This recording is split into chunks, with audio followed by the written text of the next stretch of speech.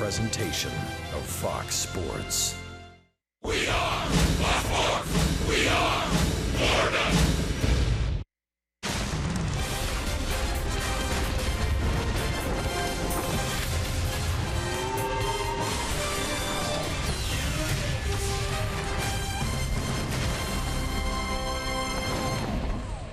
The goal in baseball over 162 games is to win series.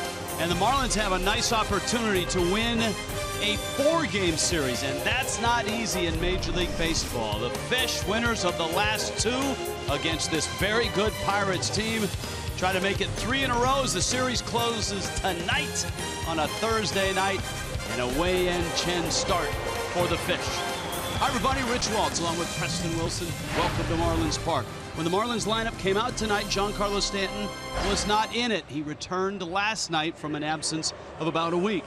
But after batting practice, all of a sudden up on the scoreboard, Stanton's name popped in. What gives, Preston? Well, it's one of those cases where they have to evaluate Stanton somewhat on a day-by-day basis at times to see how he feels, to see how he's faring from that oblique injury. But I'll tell you one thing. Cole Gillespie was ready to go. He had a great batting practice. His name was in the lineup originally. He was spraying line drives all over the place, and he was a little bit crestfallen when he found out that the big guy was ready to go. To get the 2 wins in this series, it was A.J. Ramos' wild ride and then Adeiny Echeverria's double last night.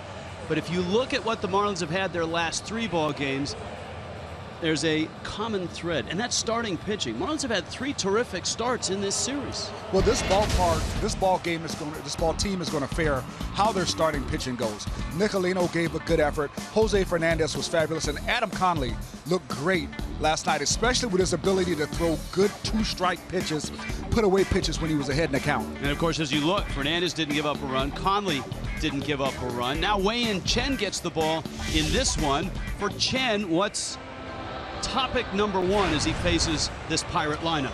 Topic number 1 is to get ahead and throw strikes. Topic number 2 is to borrow the playbook from Conley. And when he gets ahead of batters with these 0-2, 2-strike counts, don't give guys pitches that are too good to hit.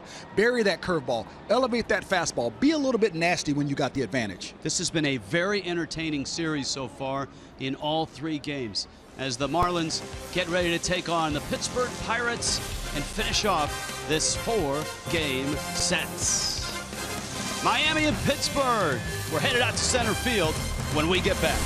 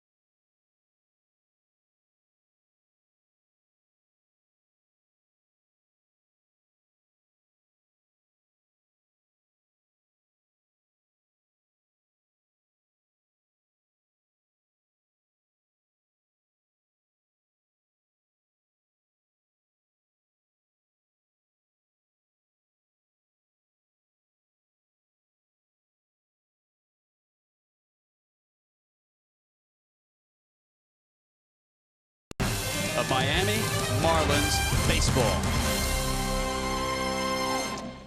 Night falling in Miami. Pirates and Marlins out to center field. Jeff Conine, Craig Minervini. Guys. Wow, do we have to leave that shot? What a great shot there aboard the whatever kind of sailboat that was. Hi, everybody, with Jeff, Craig. And let's get to the big story for the Marlins tonight. Giancarlo Stanton, first of all, returning for the first time in a week last night. Yeah, last night after a week off, kind of felt a little tightness in his right side that he was missed the previous 7 days for. So they want to give him a little bit of a leeway here going into tonight's game. Marlins sat with that last night into today. Don Mattingly put a lineup out around noontime, 1 o'clock. No Ozuna, deserved day off, and no Stanton. We talked with him about it when he met with the press around 4:30. Oz has been going for a few days. We knew this was going to be his day. He's been going pretty steady, and we knew we had to get him one. So he's for sure. Big G is really one that he still may play tonight. We're going to see where he ends up going. But I just wanted to go ahead and put a lineup out and be able to change it later, so everybody knows that it could change. So we'll see what happens with the swings. So Don gave us an indication maybe it will change. Stanton takes some batting practice in the cage, and the Marlins got good news after that. Yeah, change it did. Giancarlo Stanton felt good after taking his swings in batting practice. Say, hey, Skip, I'm good to go. So he's in the lineup tonight, number 4 spot. That's important, especially with Ozuna out and carrying the team a little bit. You get Stanton back in there, Bohr behind him. Marlins with a good-looking lineup here to go at the Pittsburgh Pirates and try and pull off a very rare series win over the Pirates. The Bucks have had the fish number for quite a while now under manager Clint Hurdle, a playoff team, the last 3 years as well. It's been a good series. Marlins hope to finish it off in style. You'll watch it next on Fox Sports Florida. Enjoy it.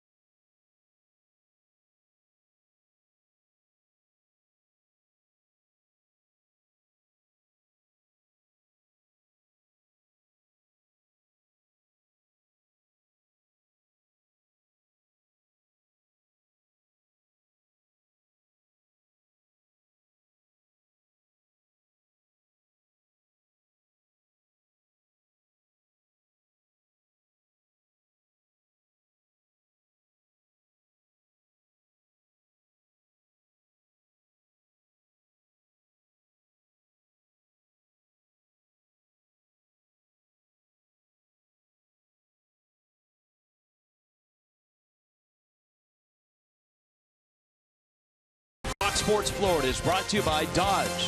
Visit Dodge.com or your local dealer today. By the Florida Department of Transportation, reminding you, drive sober or get pulled over. By your local Toyota dealers, let's go places. And by Southwest Airlines, transparency, low fares, nothing to hide. Wei-Yin Chen leaves the Marlins out. The Fish and the Pirates finish a 4-game set. And here come the Buccos, brought to you by UHealth Sports Medicine. Leading off, Josh Harrison. Second, Andrew McCutchen. David Freese is batting third. Jung Ho Kang is batting fourth. Frank Cervelli is in the 5-hole. Starting Marte is sixth. Jordy Mercer is seventh. Matty Joyce gets a start in right field. He's batting eighth. And Juan Nicarcio, the hard-throwing right-hander, is ninth. Wei-Yin Chen for the 11th time. Opening night starter for the Fish. And a record of 3-2. His last time out, he lasted just 5 innings, but he was good. He gave up just a run and struck out 5, a no decision in a ball game in which Atlanta came from behind and won 7-2. Defensively for the Marlins, quite a series defensively for Danny Echeverria. Southwest Airlines presents Christian Yelich, Ichiro, giving Marcell Ozuna a night off. Giancarlo Stanton is in right. Martin Prado, Justin Bour on the corners. Miguel Rojas takes over for Derek Dietrich at second. Danny Echeverria is at short.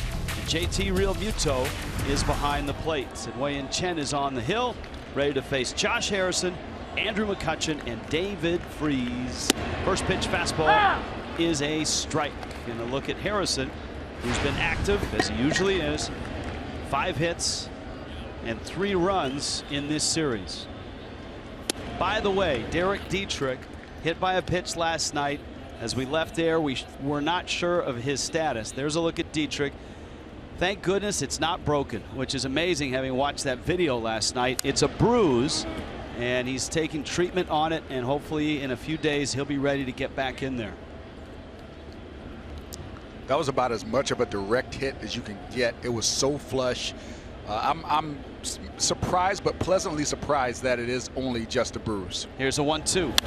Harrison goes after a fastball and fouls it off. That pitch right there from Chen is something we didn't see early, and that is under the direction of Juan Nieves.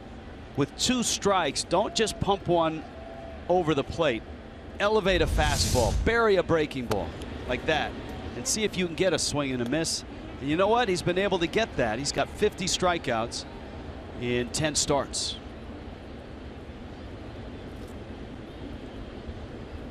Two. Harrison fouls that off. The Pirates in the leadoff spot have been quite creative. Harrison was in there game 1, had a couple hits. Clint Hurdle in game 2 had John Jaso as first baseman hitting leadoff. Jordy Mercer is shortstop last night, and Harrison's back in there tonight. That ball's hit pretty well, right center field. Stanton is over and there, and he makes the catch. So Harrison is out number 1, and here comes Andrew McCutchen. McCutchen has those old school Pirate colors flying on his socks. 3 hits in the series. He was 1 for 4 last night. The Fort Meade, Florida native in his 8th year as a Pirate.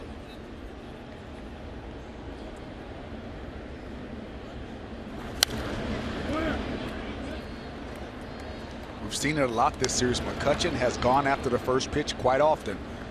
He's fastball hunting early. He's trying to get going in that 2-hole. Thinking he's going to get more fastballs, and he's definitely attacking it that way. High pop. Echeverria onto the infield grass, veers right, and makes the catch. And so Chen has a pair of uneventful outs. And here comes David Freese. That's the luxury that the Pirates have, really, is you think about the last 7 seasons, Clint Hurdle and managers before had McCutchen in the centerpiece of that lineup. I mean, he was the guy for a few years while the Pirates tried to figure out a winning formula, while they drafted and signed all these young good players, the Martes. And McCutchen now is in the 2 spot with Freese behind him, who's blistered the ball to right center in this series. 5 for 8 with 3 doubles.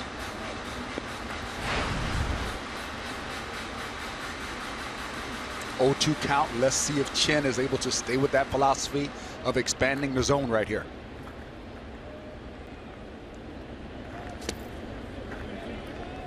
Good pitch. Chen's last start, a rather historic one for him and his country. 127th Major League start. It broke a tie with Chen-Ming Wang Most games started by a Taiwanese pitcher. That in Major League history. They are the only 2 Taiwanese pitchers to eclipse 100 starts. He's behind him in wins. Chen's got 49 wins. Wong 62. 6 other Taiwanese-born pitchers in Major League history. He went. And Chien-Ming Wang, a very nice and tidy first inning here tonight. Pirates and Marlins finishing a 4-game set. Marlins' first swings of the night when we return.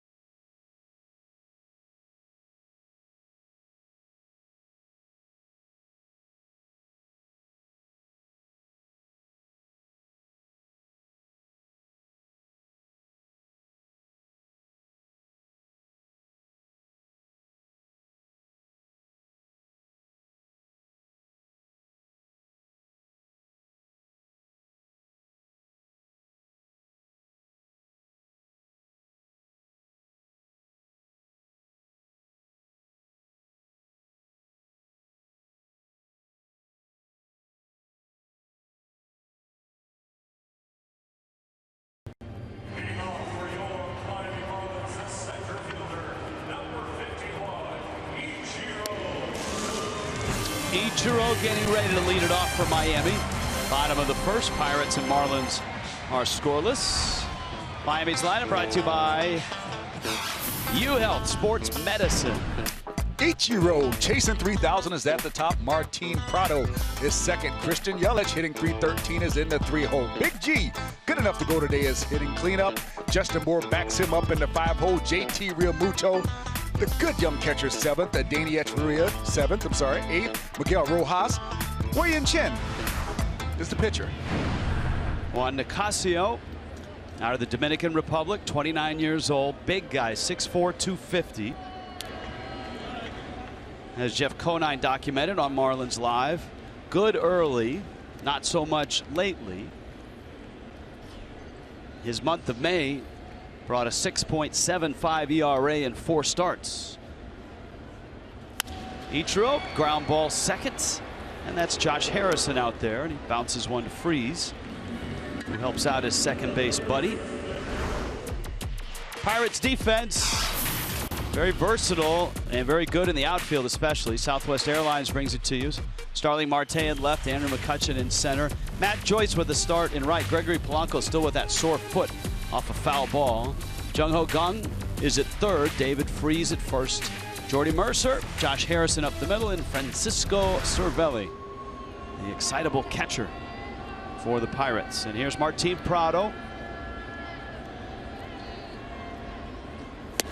Prado hitless in the first game of this series. He got a much needed off day in game 2, and he responded with a 2-for-4 night last night.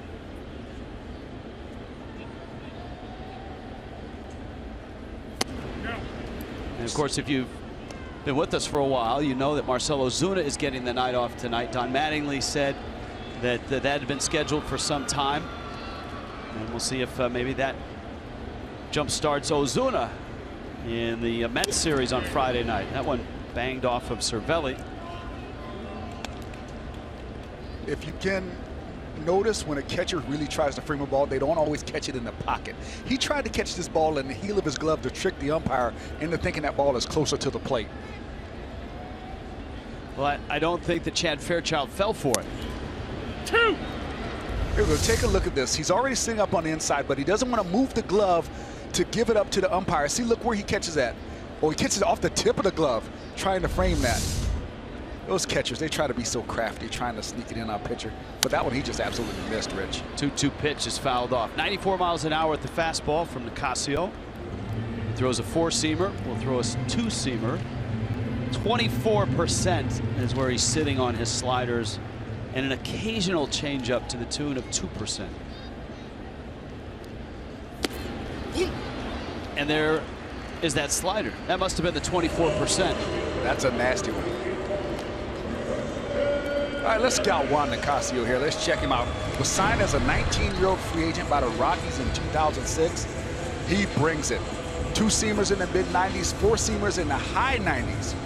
And he's an inside job type of guy. What that means is the Pirates preach pitching on the inside part of the plate. You want to know how much? They led Major League Baseball in hit batsmen last year, and I believe it was 76 hit batters, 75. Yeah, the 76 guy got hit, but the umpire didn't see it. He didn't call it, yeah. Yelich up there now. 3 for 10 is Yelich in the series. Couple RBIs. Big shift for him, which is interesting. Yelich is normally a guy that teams play almost straight up in the outfield and the infield. But look at the Pirates. They are all pulled around to the right side. We'll see if Nicasio tries to pound Yelich inside. I don't know if I agree with this, Chef, just because Yelich is really a spray hitter. He's not just a pull hitter.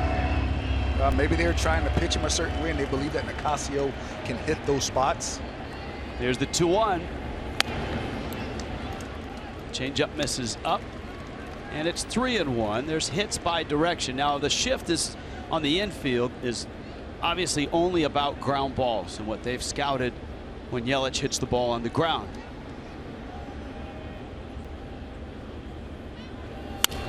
And guess what? How'd that work out? Yeah, I mean, maybe they got a whole different scouting department than what we see every day, but it's amazing that someone, I've never seen this against Yelich. Look where the third baseman is. He's playing a little bit to the right of the shortstop hole, but man, if you just look at it, this is so much room there. That ball might have been, what, 3 steps from the third baseman, maybe, and where the third baseman's playing there, he's got no chance whatsoever. So here is Stanton. He returned last night, was 0 for 3, a couple strikeouts, or excuse me, yeah, a couple strikeouts and a walk. Yelich at first, and a throw over, and he's back in. So Preston Wilson, from your observation, what did you see from Stanton last night? Did you see any progress? I did see progress. I actually thought the at-bats were decent. He did get called for a strikeout on the low pitch on the last strikeout. But overall, I liked his rhythm. I liked his takes. I thought he was a lot more on time more often last night with his setup. So I hope things are going to keep going the right way for him. He did have a 3-game hitting streak going into last night. One thing is obvious. The mask is back against the right-handed starter. In the throes of his slump, and it was a mighty slump, he removed that mask, which he wore against right-handed pitchers exclusively since he was hit in 2014. There's the valley that he's been in the last 9 games. And that's down as well. He counts 3-0. And see, these takes are what I'm talking about. It's when a guy's going well, when he takes the ball, it almost seems like he's not even planning a swing. It's such a long take. He's seen it a long time. There's no flinch. That's a great take. Nicasio missed his target by a bunch. Cervelli was actually set up off the plate, and that caught the inside corner. Watch where Cervelli is. Watch where he reaches. But even with that, that's a good take by Stanton, because if you're going to swing 3-0, you don't want that pitch. 2. It's a strike. Borderline down. That's the same spot that Stanton argued last night. We'll see what he gets here. 3-2. Yelich will be on the move with 2 outs. This ball game just underway in the bottom of the first.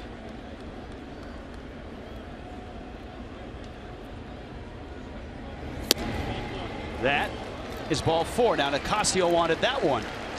I think that's a 50-50 right there. I think that ball maybe actually a little bit better than the one before that. It's a really close pitch, but yeah, that pitch is better than the one before that. You know, just with the naked eye, I thought it was a little bit better. And Fox Tracks, you know, they agree with me on that one. But when that's tough not to get that pitch if you're Nicasio. But it was great for him to get the pitch before that, so 50-50. The one that was at the very bottom, just under the line, was called a strike. That one was clearly at the knees. And Stanton gets ball 4. It brings Justin Bour up.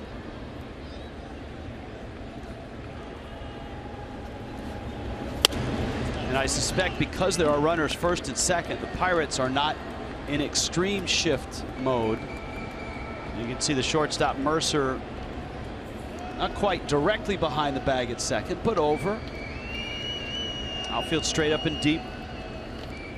Bour 0 for 4 with an RBI in the series.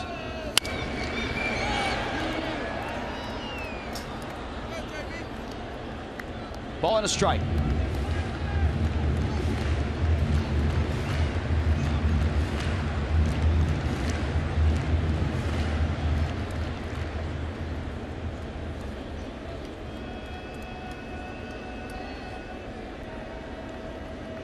Bour's last home run back on the 22nd of May against Max Scherzer.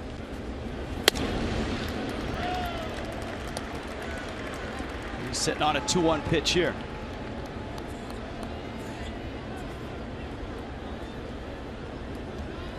Something to keep your eye on is the Marlins' production with runners in scoring position.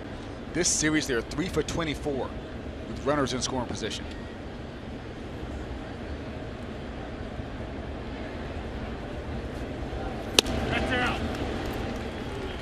That's one area where the Marlins would like to clean up, and that is runners left on base. The Marlins in the National League are 14th. And so they've left a ton on base. That despite the 3rd best batting average and the 6th best on base percentage. 3-1. Bour cuts at a fastball, and it's 3-2.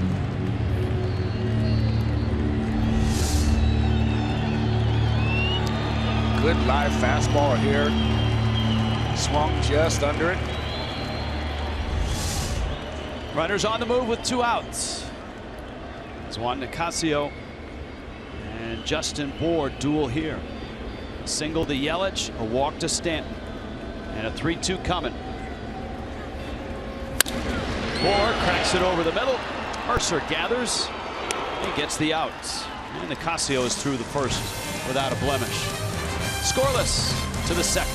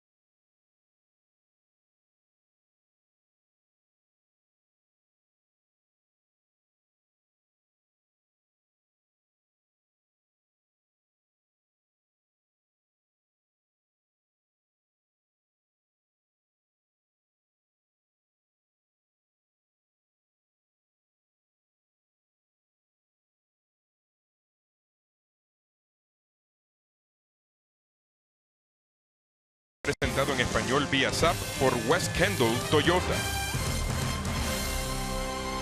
Did you see that, Preston? The Miami Lakes Senior Sluggers are here tonight. Are they really? There they are, in check uniform. them out. Yeah, they are. In uniform. They look intense too, man. I don't know. That might be a tough game to play right there. They look intense. They look like they go all out with it.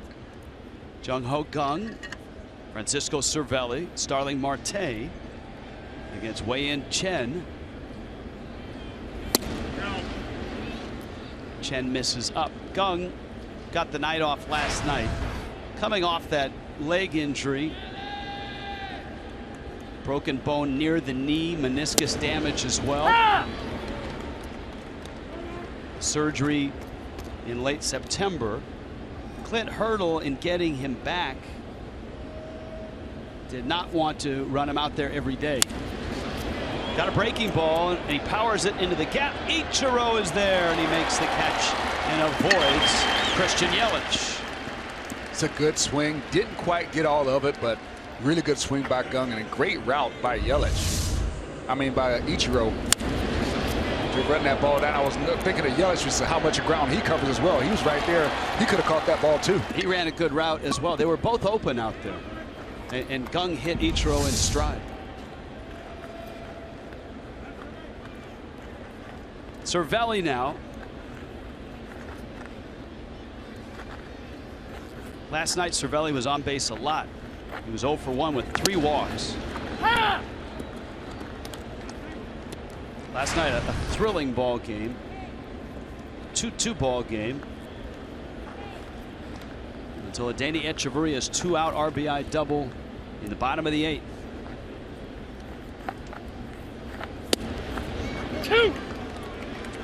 It's a shame Polanco fouled that ball off his foot, because it would have been really neat to see this series to at least have one game, which probably would have been last night, to see all 3 of the starting outfielders in the game to compare these 2 young outfields. I think if you take a slice in time and go back to ouch, and Cervelli gets hit and is down.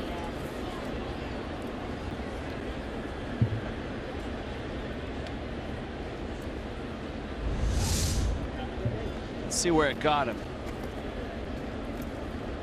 Oh, inside of the foot, that back foot.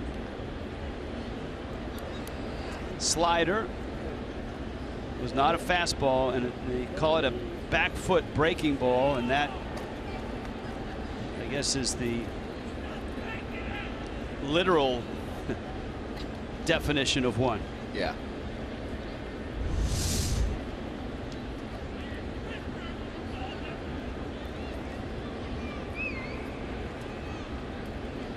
So Cervelli getting tended to. If you take a slice in time, if you want to talk about these 2 outfields, and go back to 2014, and the question was, who has the best young outfield? I think at that point, you'd probably lean Marlins. Remember, Yelich won a Gold Glove, had a terrific season. Stanton was having an outstanding year until he got hit in the face in Milwaukee. Ozuna was opening a lot of eyes in center field. Now, Polanco had just arrived in the big leagues for the Pirates. McCutchen was an institution coming off an MVP year. And Marte was a budding star as well in 14. Last year, you have to give it to the Pirates. Yes. Because Polanco really started to shine. Marte won the Gold Glove in left, and his offensive numbers were up. And McCutchen was, well, he was McCutchen. And of course, it was the Marlins who suffered through injuries last year, from Yelich's early back injury, Stanton's hamate bone, and the struggles of Ozuna to start the season. So I guess the question would be, at the end of 2016, where do they stand? Well, I just think with health right now and production, you got to give the edge as of right now to Pittsburgh.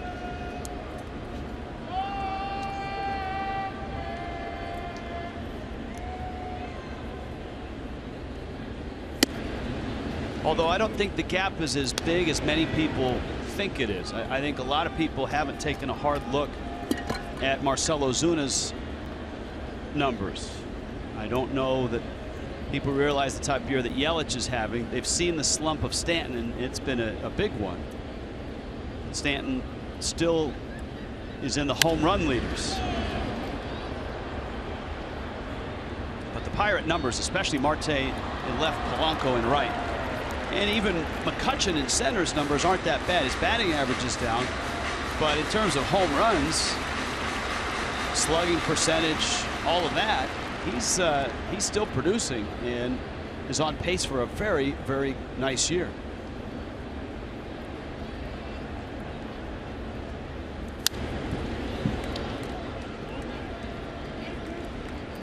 Marte fouls it back, and it's 1-2. This guy is a guy that scouts love to talk about. We've talked about his bat speed during this series, his foot speed during this series.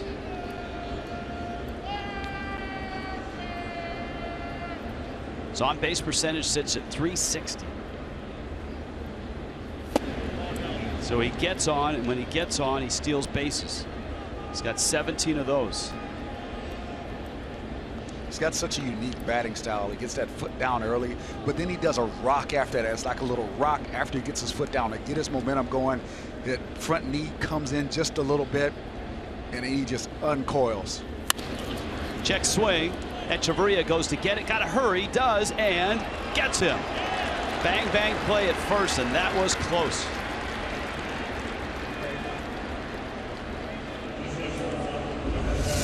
Well, Edge does a good job rounding this ball so he can have some momentum on the throw to get a really speedy runner in Marte. And he got him. Nice job.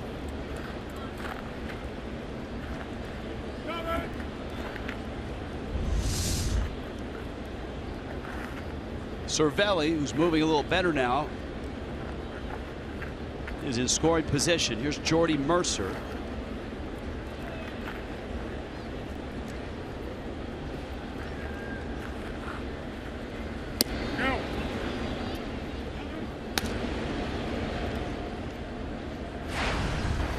Mercer, a fifth-year Pirate,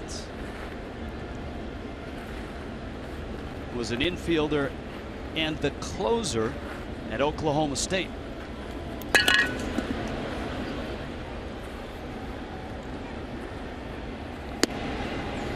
Actually had a chance to go down to Oklahoma State and do a few games a couple years ago. Matt Holliday's brother is the head coach at Oklahoma State. They got a good program they're building down there. You've seen a few kids come out of Oklahoma State in the past couple of years. But it's still football country down there. It really is. You go see the Barry Sanders car lot. Everything else down there is Oklahoma State. Cowboys football country. As it should be.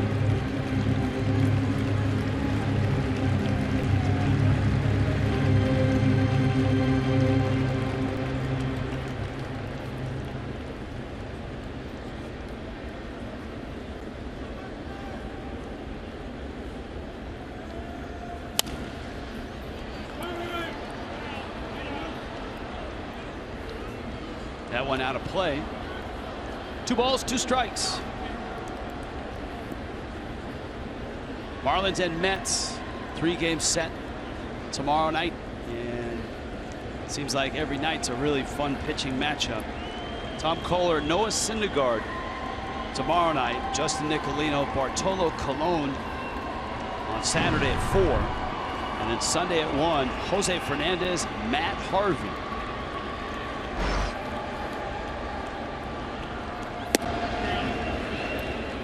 Whoa, Chin thought he had one right there. Definitely wanted that one, but it was down. Get a look at it here. At the bottom of the zone, just a little low though. Count's full. Cervelli the runner at second. And he missed low there. So a hit batter. And now a walk. And Matt Joyce is up.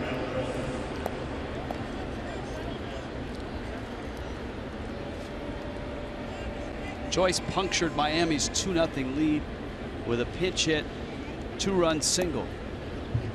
That was in the 7th last night. He had a really nice at bat. Mike Dunn came in, he battled him and was able to get that big base hit for the Buccos.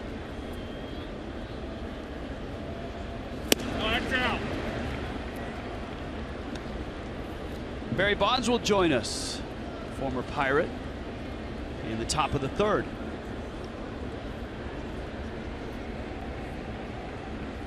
So we're an inning away from a chat with Miami's hitting coach. Wei-Yin Chen, uncharacteristic of him, having trouble finding the plate.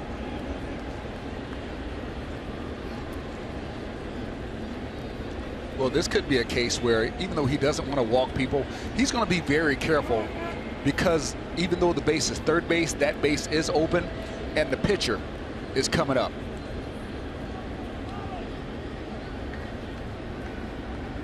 That's out. You can hear Chad Fairchild say that's out. Oh, and all walks aren't bad walks. Sometimes it seems like the timing of it may be bad, but right here, I think this is a good decision by Chen to not throw pitches over the plate when you can have your chance to get the pitcher. It's still 2 outs. Yes, the bases will be loaded, but you got a pitcher hitting 150 in the on-deck circle. I'd rather attack him than Matt Joyce. There's a strike, and it's 3-1. We'll see how he approaches him now that he's back into the at-bat.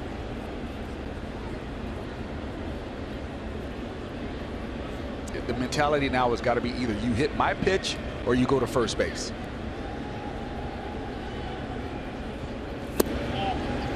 And Joyce did not offer. So here's the matchup that you were looking for 5 pitches ago. And it is Nicasio against Chen.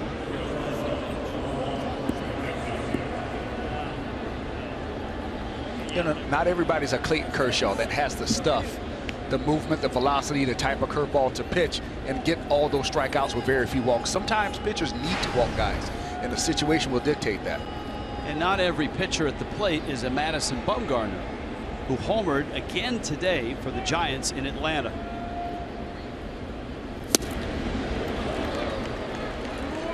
There's strike 1. Bumgarner now has 13 career home runs. That leads all active pitchers.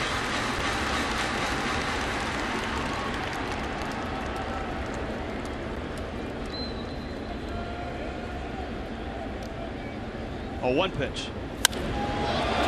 Right center, Ichiro dives and gets! Ichiro in right center. That saved 2, maybe 3 runs. Wow. Ranging, catching, still a superstar, Ichiro.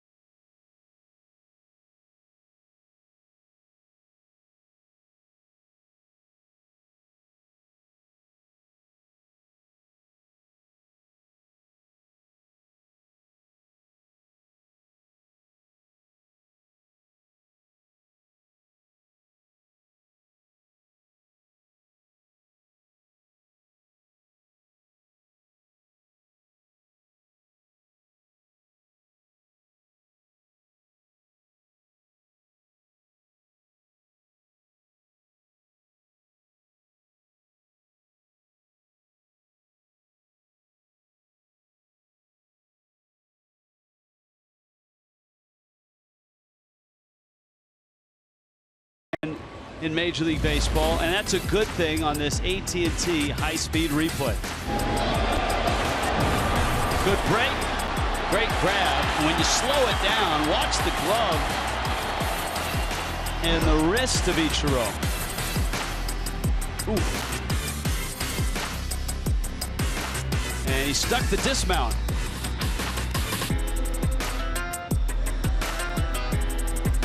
That is just a terrific play. And it comes at the highest of stakes. 2 outs, bags loaded, so the runners are off on contact. And if he doesn't come up with that, 2 for sure, and possibly 3 will score.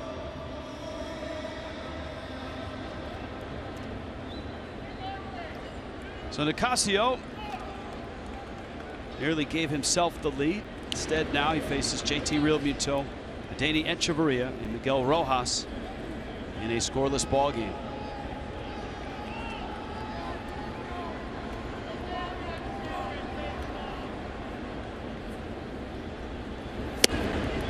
Ah! 12 is a unique number for a pitcher. I'm trying to think, not many pitchers. Ron Darling maybe wore 12, I believe. We got to check that out. We got to see how many pitchers have worn that number.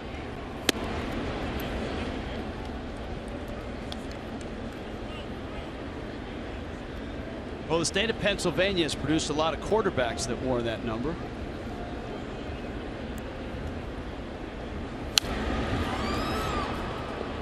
But you're right, not many starting pitchers you see in a number that low.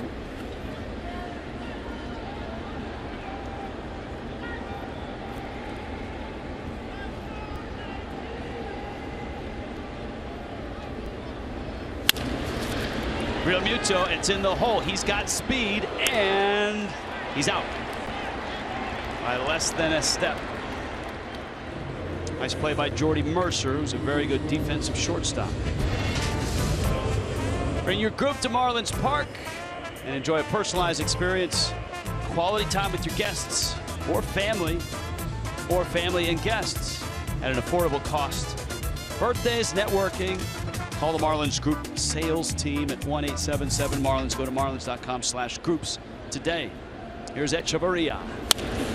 Sends it to right field. That's into the corner, and it's a fair ball.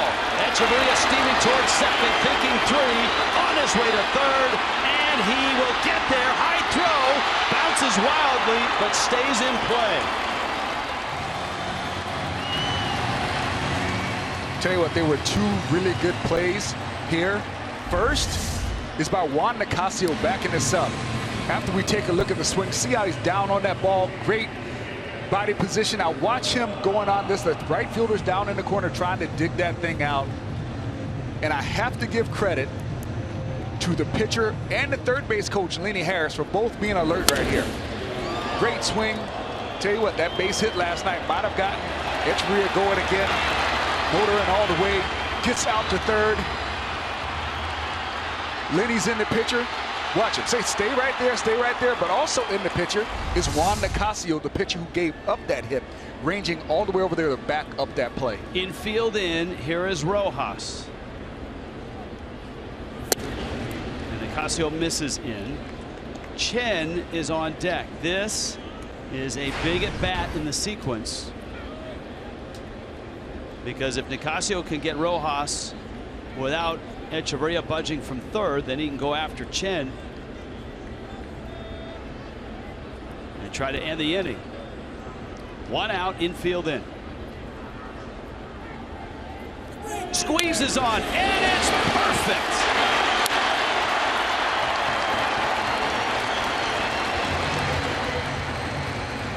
One 0 Miami. Well executed.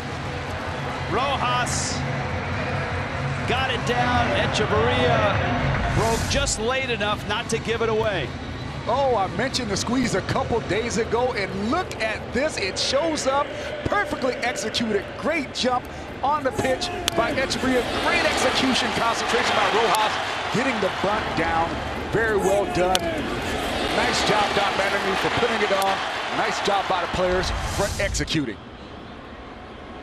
So a 1-0 start. So Hechavarria last night had the big hit to finish the game, the RBI double, and his triple tonight helps open the scoring. And a 1-0 start. Chen still looking for that elusive first major league hit. And he fouls that one off, and Chen is hitting right-handed.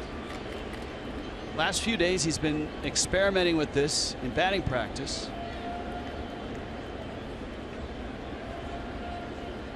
Don't think it was Barry Bonds that suggested it, but there's a chopper.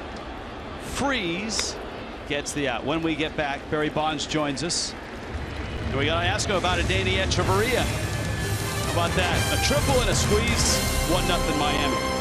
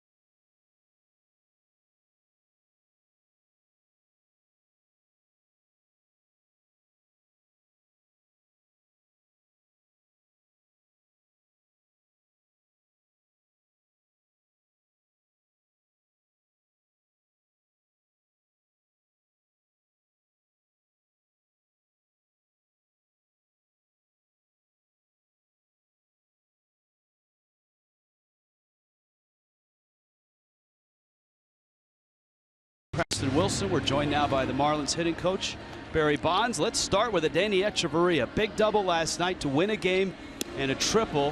What have you seen? What do you like? Well, I like what he's doing in the batting cage right now. We've made some mechanical changes with him a little bit, and let him get to the ball a little bit, not fall back and open up his shoulder too much. And he's been working on that for about the last 3-4 days, and his swing's starting to come around. Last night he had an at-bat with bases loaded. May have been a little over-anxious. The last at-bat he was able to drive in a big run. What's the conversation like in between those two at-bats? Well, the one thing with the young hitters, though, you gotta calm them down. They all want to, they get a little bit nervous with one strike sometimes and just feel like they're in a hole. And I got to keep reiterating to them that that pitcher's not mechanical. He can make a mistake. Look in your zone and be ready for your zone. If you allow somebody to throw something away and then you're going to dive to it, you're going to block yourself into something else. So you guys really got to focus and and really understand that the fact that this guy's a mechanical and he can't make all three perfect pitches, you'll get one to hit. Barry, one of the questions we get around town over the last 3 weeks especially is what's up with Giancarlo Stanton? Now, he was out with an injury. He's come back. What do you see with Stanton right now, and where are you trying to go with him? Well, right now, he had the right now he just, he's had that oblique problem. He's been opening his front leg a little bit. We can see that he's bailing just a little bit. He's flying open. So right now he's starting to work on keeping his front shoulder in there. But like I sit there and say, everything takes a little bit of time. And, I told him, if you, keep your shoulder in, that's the same thing he said to me. I need to keep my front shoulder in there. And then actually the mechanics will straighten out itself. Your swing will automatically straighten out itself once you're going to the ball the right way. Hey, the guy over your right shoulder, is there any way to, man, it's like my child, man. It's like my kid. We both Leos, so it's good. We're both Leos, so we growl at each other all the time. Can you help him hit? Oh, man, let me put it this way. With Jose, if he was hitting on an everyday basis, he'd be one of our best hitters. And if he played in outfield, he'd be one of our top outfielders. That boy's an all-around athlete, and I love him. Hey, I asked Marcell Ozuna the other day what was the most important thing you had taught to him. That ball is a foul ball. And he said one word. He said patience. Yeah. What's for Ozuna? You guys seem to, in spring training, really bond, and it's been a really nice relationship. Well, you know, it's like this. You know, some people want it, and Jose wanted with me. He wants to be around me, and he trusts me. And, you know, like I told him, you can't do it all at one time. You can't do it in one swing, and you're not going to save this team. We all got to do it together. You have to do your job, and you got to allow the man to do his job behind you. And if you're going to go out and give up at-bats, then you're going to dig a hole, and that's not going to be a good job for you. You're a better hitter than that, and I believe in him, and he believes in himself now. Well, Barry, both of us, you and I, come from baseball families. How did your relationship with your dad, him being a hitting coach, help prepare you for this role working with these guys? Well, my dad was a very tough person, you know, and he expect, you know, the best out of you and stuff, and he worked you to death, and I understood that, and my dad had great eyes. My dad was really good with picking up pitchers, really good at seeing your flaws as a hitter, and I realized that, and I never left my wingman. Barry, thank you for your time, and we appreciate you coming on, and a nice job with the hitters, especially that shortstop who's really swinging it well. Yeah, thanks a lot, guys. All right, Barry Bonds, Marlins hitting coach, as the Fish have a 1-0 lead here, and Wei-Yin Chen has the first 2 outs of the 3rd inning. David Freese pokes one foul. Couple of fly ball outs from Harrison and McCutchen. Freese a strikeout victim back in the 1st.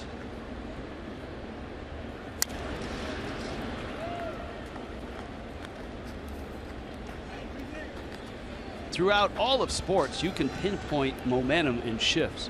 Baseball, it's tough to do sometimes. It's tough to generate momentum and swing things around. But that Ichiro catch really seemed to do it, because Echeverria comes up, triples, and instead of the Pirates being up 3-0, it's the Marlins who are up 1-0. Ichiro is looking at that left hand. Well, defense is, baseball is hard because the defense controls the ball. That's why momentum shifts are not as easily recognized in baseball. So your momentum is really predicated upon the guy that's on the mound. Good pitching beats good hitting. If you're making a good pitch, it's going to be hard to do a good job offensively with it. So the momentum shift really depends on how that guy on the mound is working and how effective he is. That's wide of 3rd.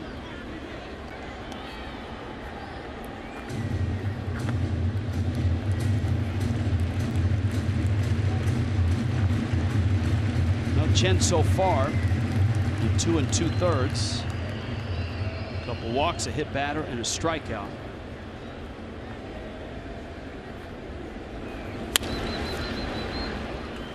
Rojas on to first in time, and a 1-2-3 third for Wei-Yin Chen. 1-0 Miami on top.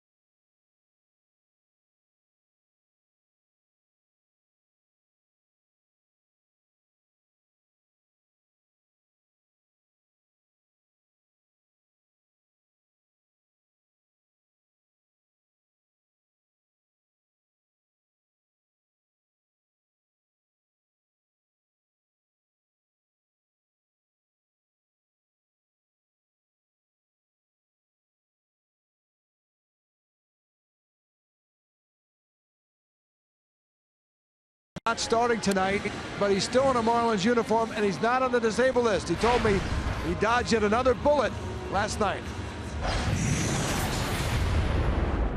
My hand went numb immediately, so that was the only thing that kind of freaked me out a little bit. And we got it checked out immediately, and got treatment on it immediately. And yeah, it feels better, encouraging today. So just keep treating it, and can manage the pain and play through it, and get back out there as soon as possible. Did you get the bone bruise news last night, shortly after? And how was it a relief? Because did you think you broke it? I wasn't sure. X-rays were the first thing we got. So once the doctors took a look at those and didn't see any fracture or anything, just knew it was definitely a bruise and definitely gonna have some soreness. And Dietrich is happy that the news was great, the bone bruise, and also he found some solace in the fact that his run, wound up being the game-winning run last night. Rich? Great. And I think a lot of people were relieved when they heard that news that Derek Dietrich, who has filled in so well in the absence of Dee Gordon, has been terrific offensively, solid defensively. And let's hope that wrists takes to the treatment in the next few days. He's back and ready to go. Ichiro pops that one foul. The other wrist that you and I have been watching for the last inning and a half, Preston, has been Ichiro's left wrist. Ichiro was flexing it in the outfield. You remember that incredible catch he made that saved maybe 3 runs. That wrist on review bent back awkwardly. Little pop-up, that's gonna get in for a base hit. And Ichiro flips one to left. That's a leadoff single here in the third. Get the counter going. Now it's 64. And he passes Sam Crawford. Very nicely placed, just works, keeps working, fights off a pitch. Kind of a sandwich lob out there over the shortstop's head. Checks up in front of the left fielder. Nicely on the green, Rich. I don't know if Ichiro golfs or not. I'd have to ask him that. If he does, he's probably really good at it. Yeah, he probably is running off the tee box before the ball even gets to the fairway. I would love to see him golf swing. Ichiro back. I think a lot of people would love to see him steal a bag. The Marlins haven't stolen a base in a good long while.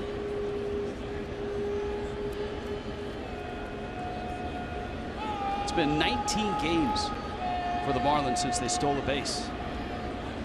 And they've only attempted 2 in that time. You have the ingredients here with a guy like Prado to hit and run with Ichiro's speed. Ichiro, long look across at Lenny Harris.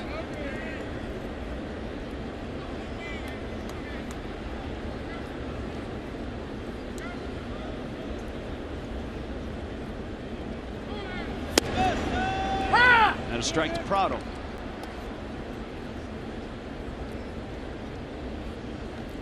Good. Prado looked nice and fresh yesterday after that day off. You could tell he needed it, and they responded. Had a really nice ball game yesterday.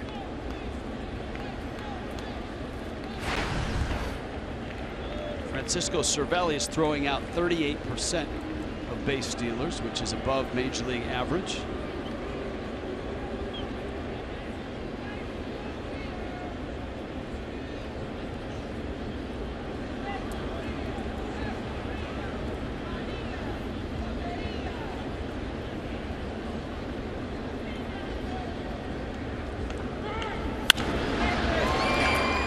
Prado in the air, right center, shallow, and Joyce calls off Harrison and makes the catch.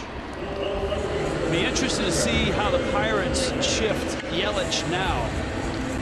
Christian Yelich with the most extreme shift we've seen against him this year. Poked a ball to left on the ground.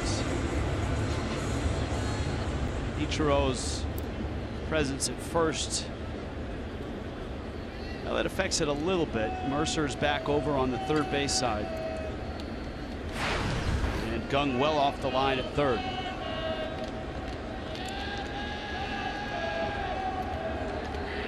As you and I said, having watched Yelich's at bats this year, we don't remember any team with an extreme shift against him. Well, Gung seems to have given up a little bit of that position that he was towards the shortstop here. He looks a little bit closer to third base this time. Yelich, a liner into right field. That's a hit. Up with it quickly is Joyce. That one left the bat at a very rapid pace. Yeah, it did. See Yelich here, that nice easy swing. Ball jumps off the bat. Look at his head. Head just stays buried on that until the ball leaves the bat. There's some guys that just do that so well. Some guys peak right before the ball leaves the bat, but some of those guys, and you watch them, and you can tell how much work they put into just keeping that head there. One of the guys that used to do it so great was Fred McGriff. He'd hit in his head, the swing would be totally complete, and his head would still be down at the home plate area. 108 miles an hour off the bat. That line drive for Yelich, and here is Stanton, who walked in the first. And that really is just a simple issue of ego. You get a good swing and you want to see where the ball is before you complete your swing. And that's just your mind wanting to see what good you've already done before you complete that swing. All right, what did you pick up from Barry Bonds talking about Stanton when he answered that question? Well, I think he's absolutely right. I think he's seeing that. Stanton into right field, that's a hit. Ichiro around third, he's going to score. Yelich on his way to third. Stanton's got an RBI double.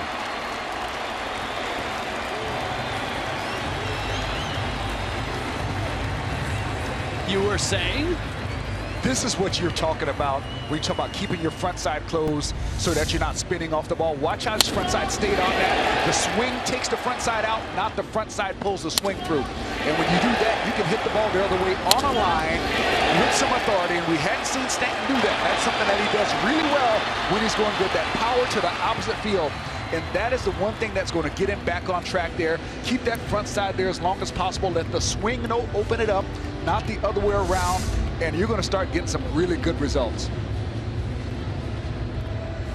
Francisco Cervelli, I think, is going to come out of this ball game. Cervelli, remember, got hit in the foot on the pitch from Wei-Yin Chen.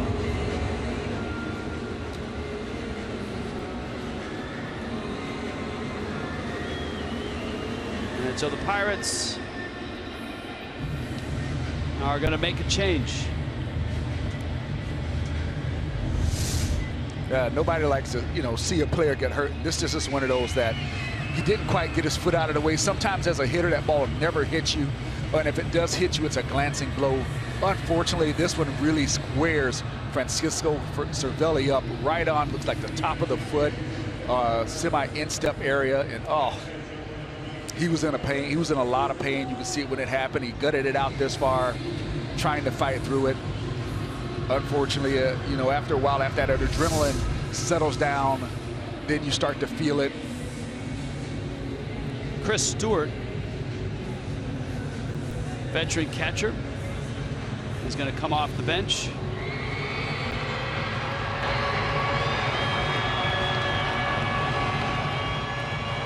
And Stewart is ready to go, so it's a Justin Bour at bat, and it's a big one here. Giancarlo Stanton, RBI double. 3 hits in the inning, started by Ichiro's single. And now Bour, who bounced to short back in the first. They're going to walk Bour and pitch to Real Muto. Interesting.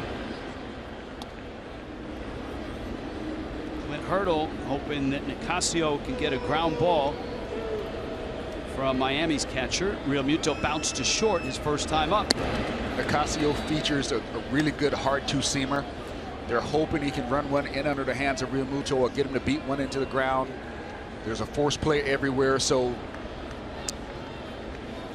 I think they're trying to figure out a way to minimize the damage in this inning by walking Bour. I will say this about Stanton's hit, Preston. You're almost more encouraged by seeing him hit a line drive down the right field line than pulling a home run.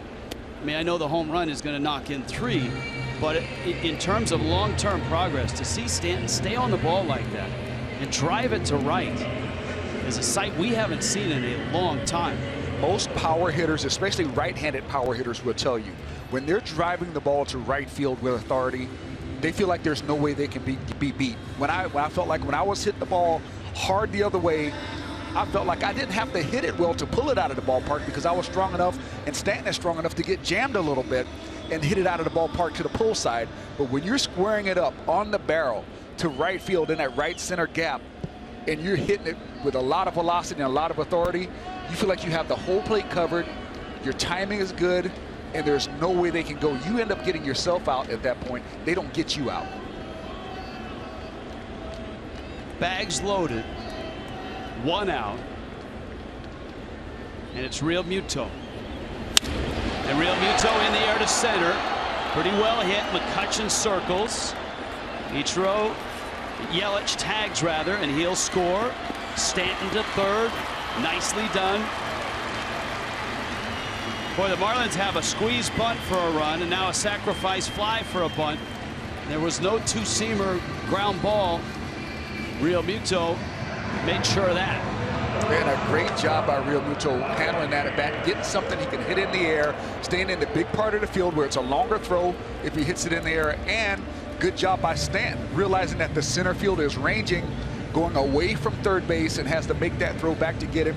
He ends up at third. He's a wild pitch away now, and even Justin Bour did a good bluff at first. Saw the throw, realized there's nobody covering, got back safely. Really good base running, I noticed, the whole way around for the Marlins offense just now. Now Echeverria, his last 2 at-bats, a double and a triple. Fights off a fastball. It's 0-1. His triple down the right field line was well hit. Of course, his double last night cracked in the gap in left center, got to the wall in a hurry, and knocked home Miguel Rojas, who was running for Dietrich, who obviously got hit by that pitch in his wrist. Echeverria floats that one down the line, and it's foul. It's 0-2.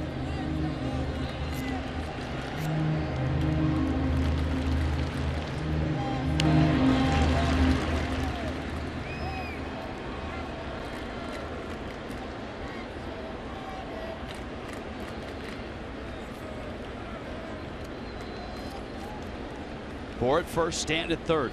Nicasio, 0-2 coming. Stewart just in the game. Snares it.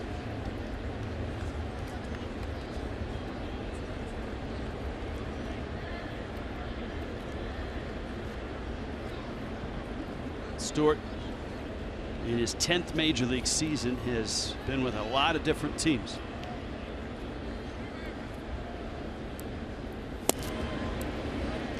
Taken outside.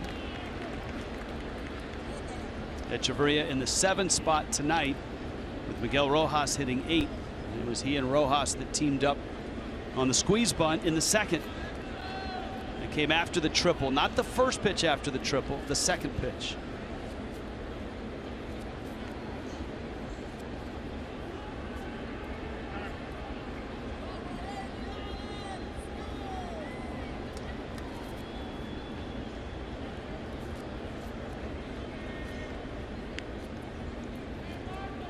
Two-two.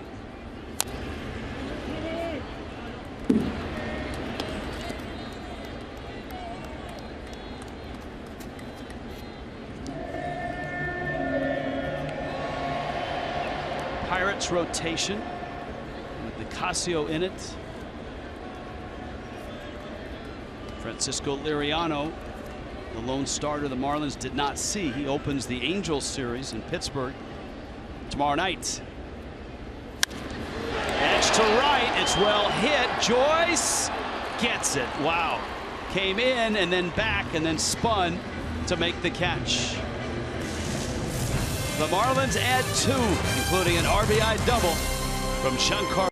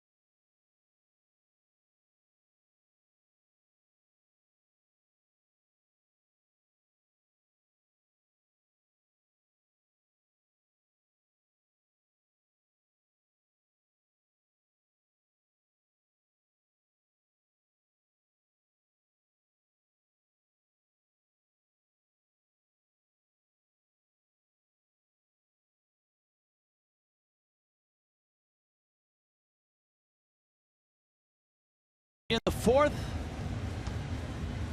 big series starts tomorrow night. It's the Mets, it's the Marlins, and it's at 7:10. You can pick up the Budweiser burger and beer package for just $25. Get a bullpen reserve ticket, specialty burger, and a 16-ounce beer. Fireworks. Yep, that's right. Fireworks after the game. Marlins.com for more information. Tom Kohler, Noah Syndergaard open up the 3-game set with the Mets. Wei-Yin Chen. Jung-Ho Kang. And a strike. Kang, the Korean infielder, third base.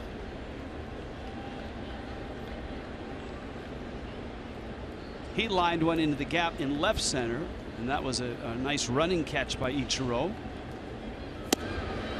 And a near collision with a quickly closing Christian Yelich. And of course, Ichiro would end that inning with that sliding catch with the bags loaded and 2 outs in right center, saving 2, probably 3 runs.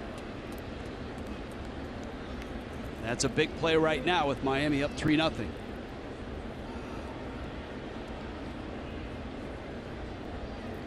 See Ichiro still flexing and feeling that wrist hand area there.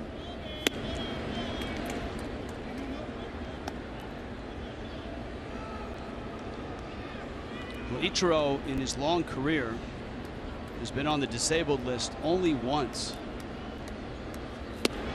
And that wasn't for an injury, it was for an ulcer.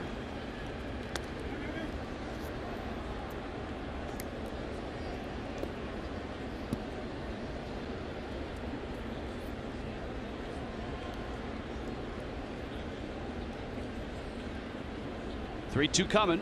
And Kang fouls it back. I think a lot of people were surprised at how well Kang hit last year. The first to jump from the Korean Professional League right into Major League Baseball. Hits that one a ton. Ichiro goes back at the track, at the wall. Got it!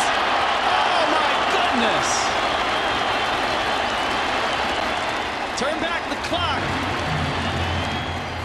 10 gold gloves showing off tonight.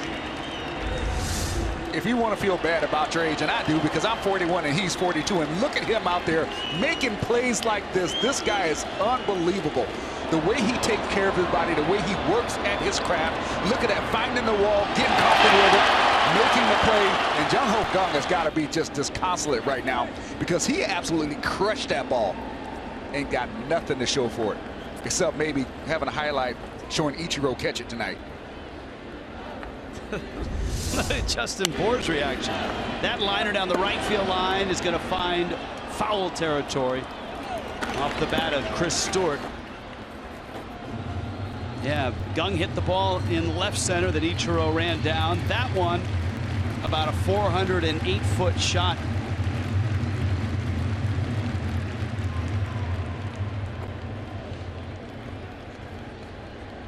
Now, remember, the fence has come in from last year. That ball last year obviously is not to the wall. May have hopped off the wall or hit the bottom of it.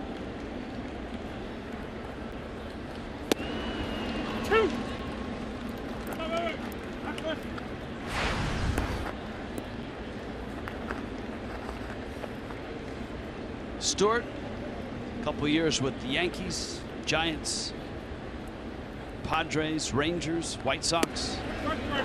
That would be strike 3. Chen, good sharp breaking ball, and Stewart on his way back to the dugout. Greater coverage of baseball is brought to you by T-Mobile. Preston Wilson, what we got? Oh, Mookie. 2 more homers versus the Orioles. King Felix on the disabled list. Hunter Pence also on the disabled list. Pence's hamstring looked like it was a really bad one. When it's down low near the knee like that, That's when they're rough, and that's where that was down low hamstring strain. Even that might be a while for him. Marte swings and misses a changeup. So Mookie Betts has what, 5 homers in 2 games? Yes. Mookie Betts tonight in Baltimore. Red Sox and Orioles. I hate to tell Dad, but that's probably going to be a record for a guy named Mookie hitting home runs in consecutive games. I don't think he's got a chance anymore. We went over that last night, didn't we? Betts is 0 for 2 tonight. And no, it was not Mookie Wilson he was named after, Preston's father. It was Mookie Blaylock. How about Wei-Yin Chen tonight? Chen is retired now 7 straights.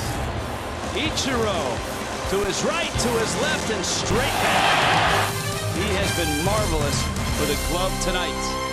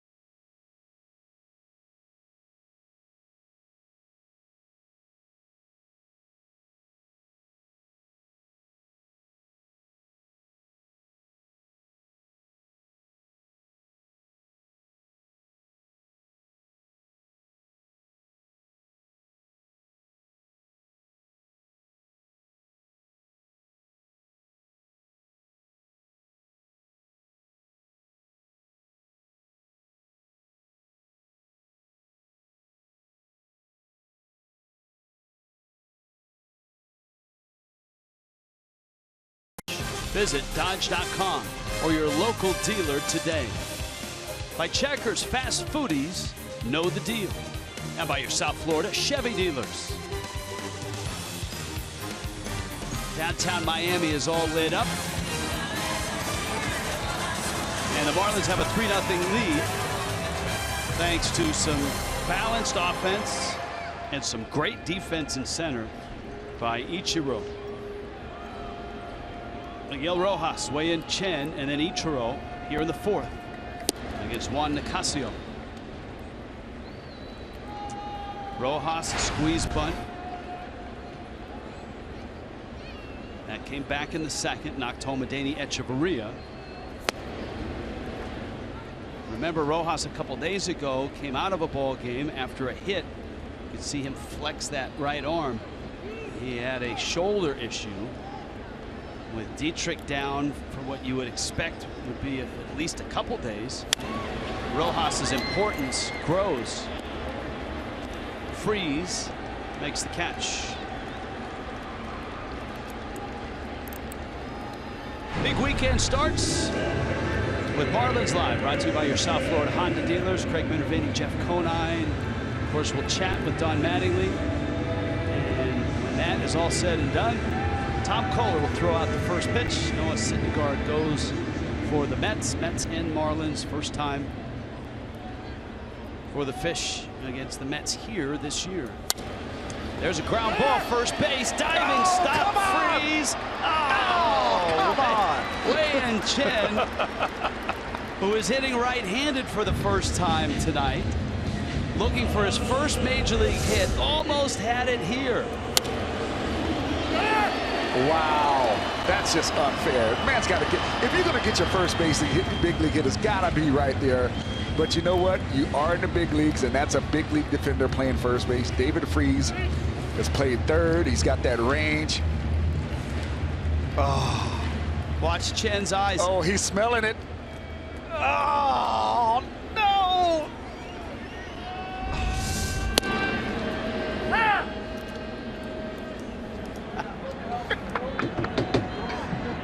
So close. Ichiro up now. A 1 pitch. And he flips that one foul. I think he looks better right-handed than he does left-handed. He does. I would agree. Ichiro bounced out in the first, singled and scored in the third. Put it like this, he looks much closer to his first major league hit now than I can say I ever thought so. Look out. Fastball up. Ichiro got a piece of it.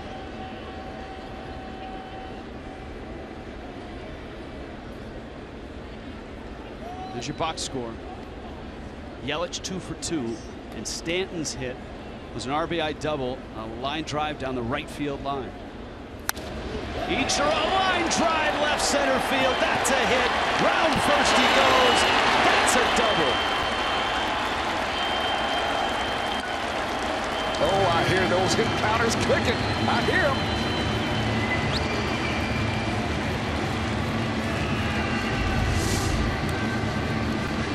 A little slider that doesn't quite get down. Ichiro stays on it, shoots it in the opposite gap.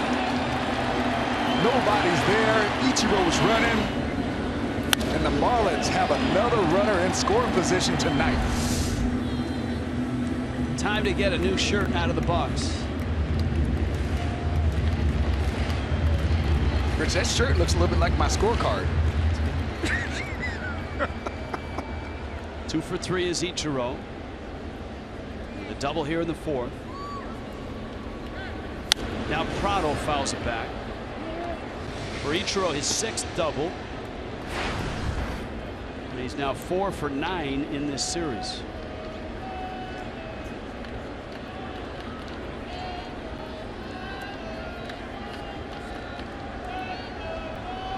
All alone at 31st.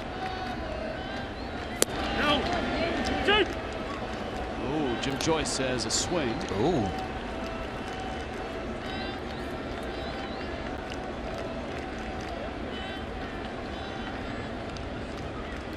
Way off the line at first is David Freese.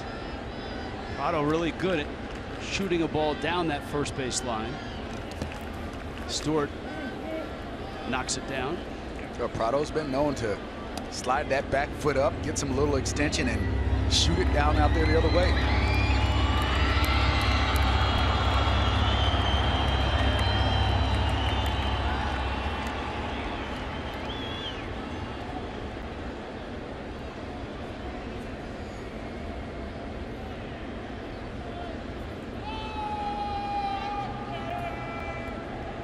Now the 1-2. And that's a swing, says home plate umpire Chad Fairchild. So Ichiro left at second. Miami after 4, up 3-0.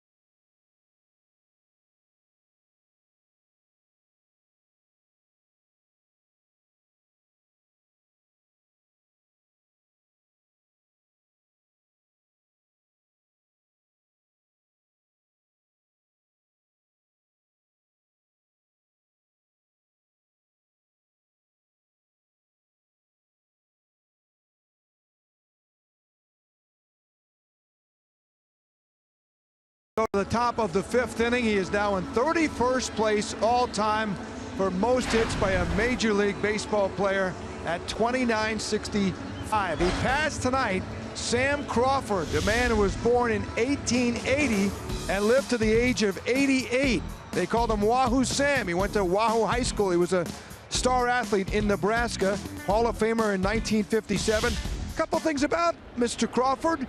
Major League records for triples still holds up, 309. How about this? He had 12 inside the Parkers in a season. That is a Major League record. And he's also the first player to lead both the American and National League in home runs way back in the early 1900s. One guy said of him, he stands up at the plate like a brick house and hits all the pitchers without playing favorites. Guys? That's pretty cool. Wahoo Sam, Wahoo, Nebraska. Joined a traveling baseball team in Wahoo. Went from town to town, and that's how he was discovered. Out in center field, Ichiro settles under this one. No diving, no darting, no leaping. Just a nice catch. You know, guys, very interesting, way ahead of his time. At the end of the 1902 season, a bidding war occurred between the National League and the American League for Sam Crawford's services. He signed contracts with both the Reds and the Tigers. It would have to go to a judge who decided the Tigers would get him, but the judge required a $3,000 compensation to be given to Cincinnati. Later, Crawford became the college head coach at USC in the 1920s. And up next for Ichiro, Sam Rice at 2987, spot number 30. He's 22 back. Wow, very nice. 3-0 Miami on top, top 5 if you're just happening by and you're wondering about all the Ichiro chatter. 2 hits tonight, single and a double. 3 very nice catches. Well, I guess you could qualify them better than very nice.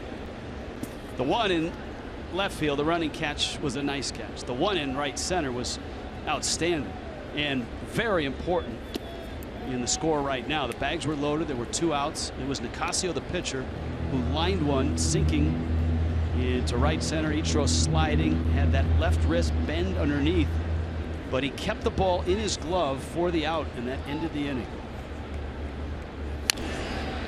Matt Joyce pulls it foul, and the last one was the bolt to center off the bat of Kung.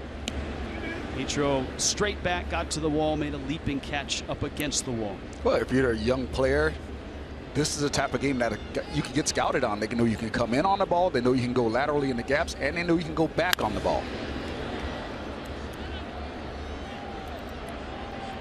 Ichiro said, hey, it's my night. Get out of the way.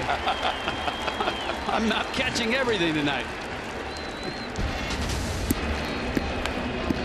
Geico MLB moment. Remember Garrett Jones, G.I. Jones? This one got in the drink into the Allegheny.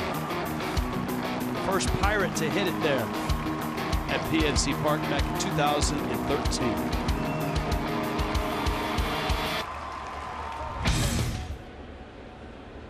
Here's Juan Nicasio.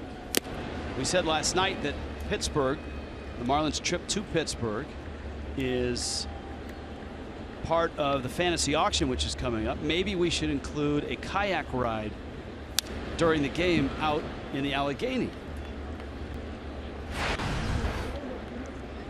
I'm not getting in that water, Rich. I'll tell you that right now. You can go out there if you want. I'll hold down the fort wherever I am. I'm not getting in that water. Here's the 0-2, and Nicasio swings and misses. How about Wei-Yin Chen tonight? 10 straight retired. Yell at Stanton 4. 3-0 Miami.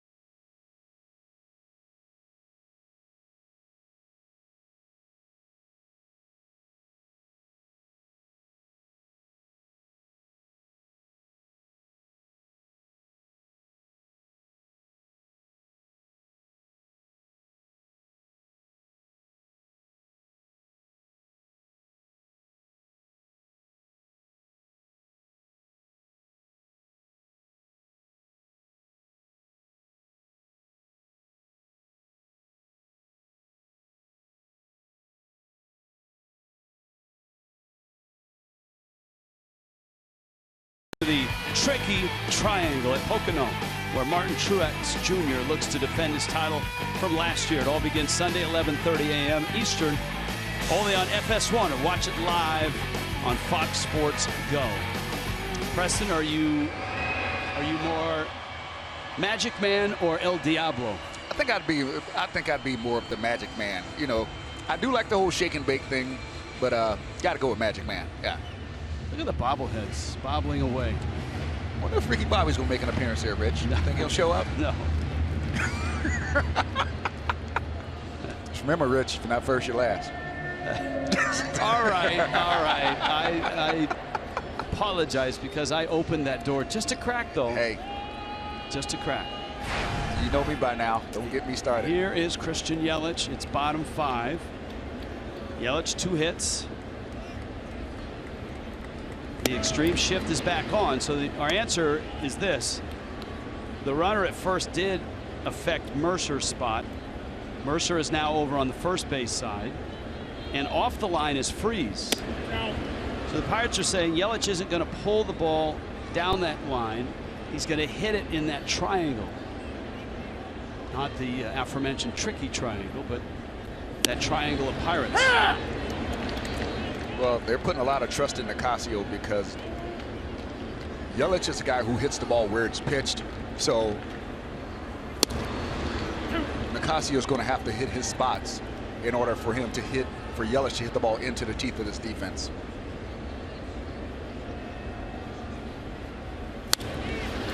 Well, the shift worked. So shift 1, Yelich 2. David Freese with a leaping catch there.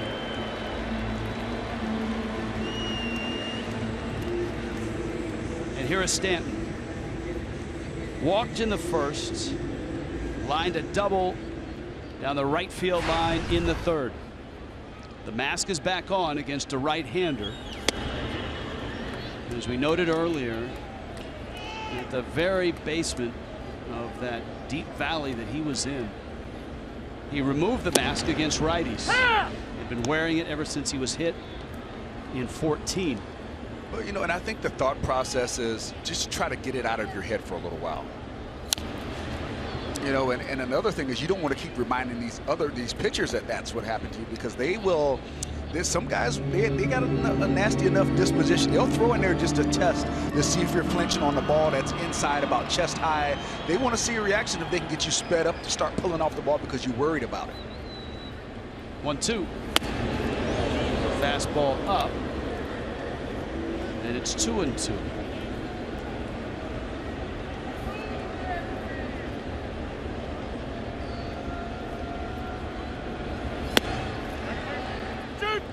Checks his swing. The question is, did that irritate that side, that right side? I didn't see any wince or any movement there, so I think it was okay. You know, usually if that's going to happen, it happens right away. Like right as the bat starts coming down, that's when that kicks in. Swing and a miss, and a sweeping slider. That's a nasty pitch. That's 87, so it's got some guy's fastball velocity, and it's breaking that hard and that sharply down.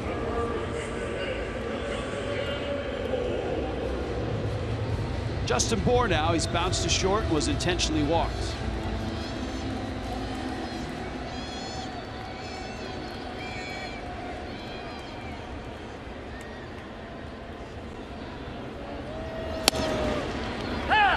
And a strike. Marlins got a run in the second on the squeeze bunt. Miguel Rojas bunting. Denny Echeverria, who tripled, was coming in from third. And then added 2 in the third. Ichiro and Christian Yelich with hits. Giancarlo Stanton RBI double. And JT Realmuto with a sacrifice fly. 2. Outside corner. Pirates infield shifted around towards first for Bour.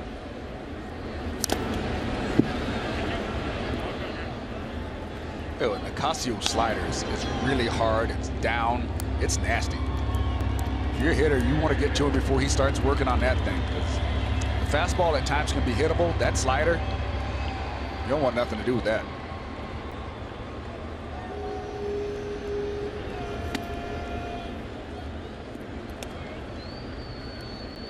2 balls, 2 strikes.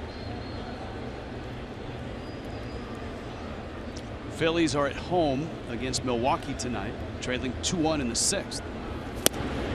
Down goes Bohr, swinging over a slider. So Nicasio has a nice 5th. On to the 6th, 3-0 Miami.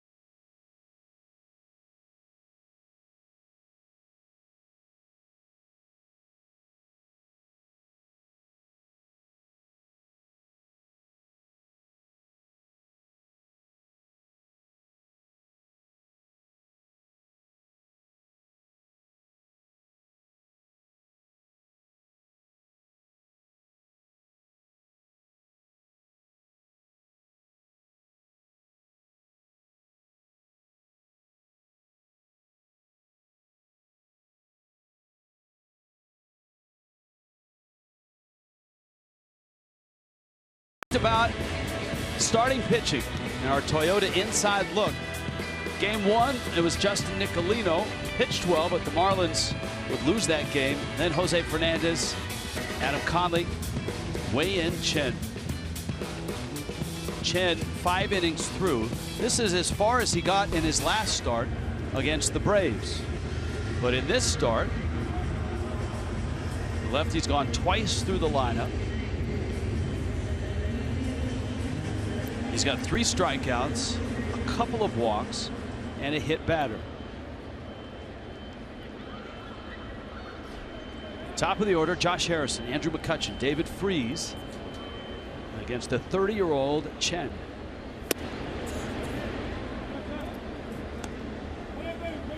Harrison's put the ball in the air twice, to right and to center.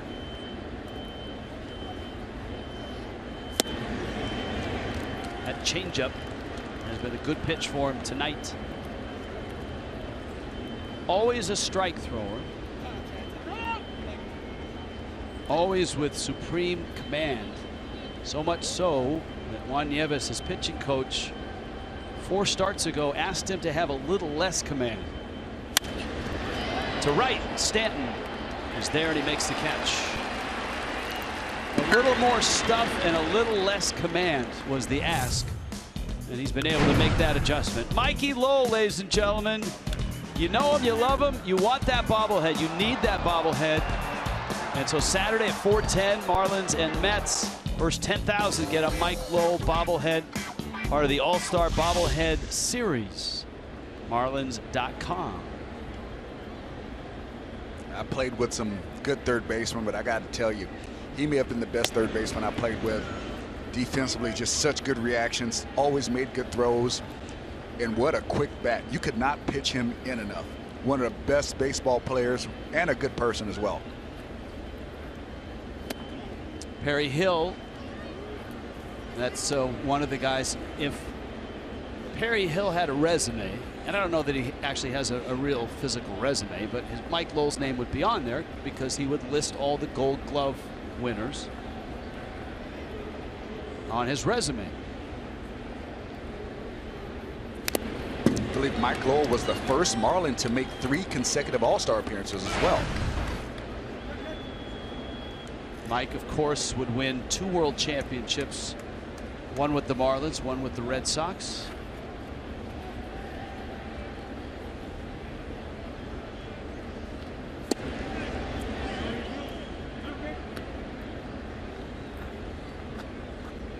McCutcheon, who has a lot of gold himself. He's won 4 Gold Gloves. That one fouled back.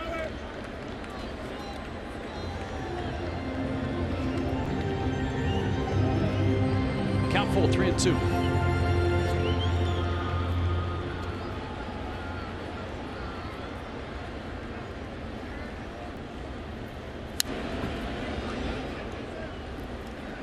The All-Star Bobblehead Series, I believe there's 13 of them this year. And that will be one of the auction items on the mini board this year. All 13. That's a liner, and that's right to Echeverria.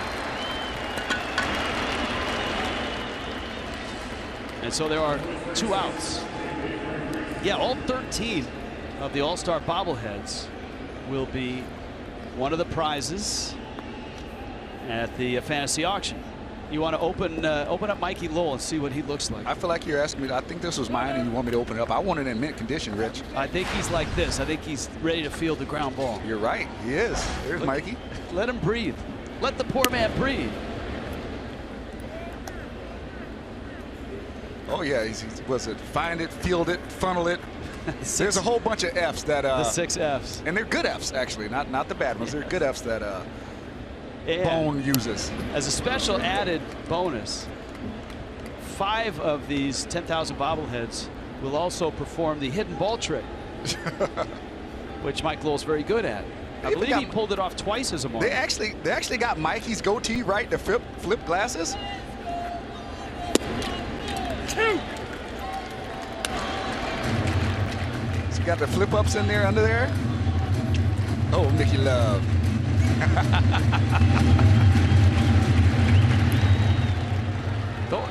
Oh, I'm putting him back. Nobody puts Mikey back in the bag.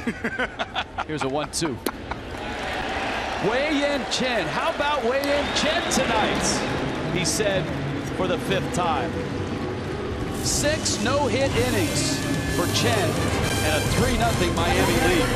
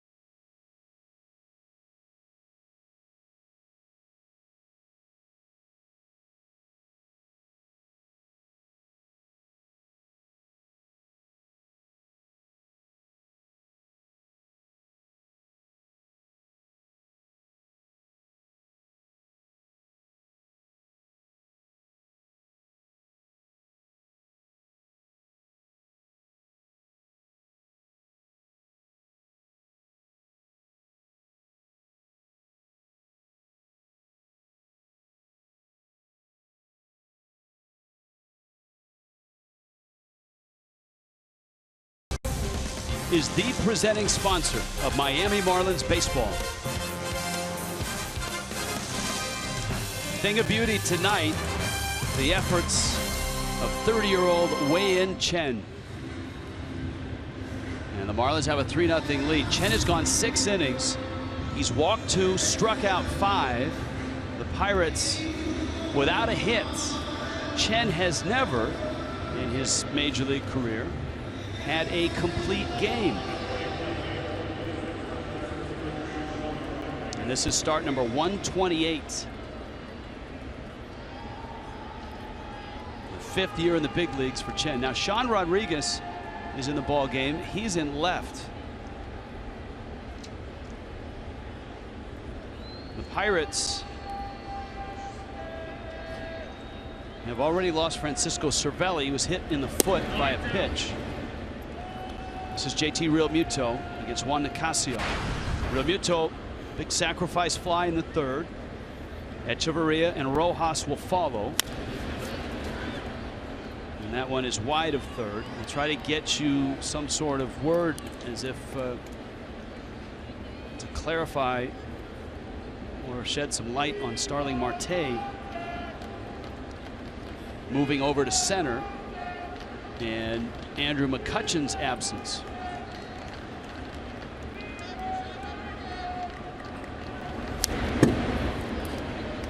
So Marte in center, McCutchen out.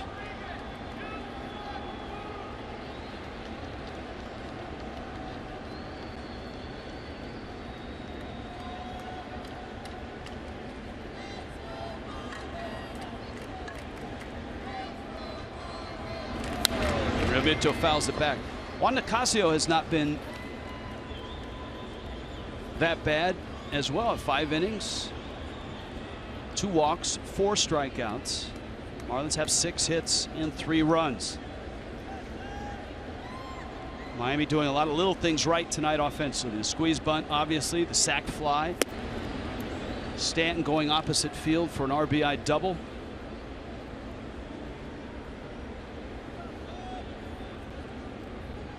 Count 2-2.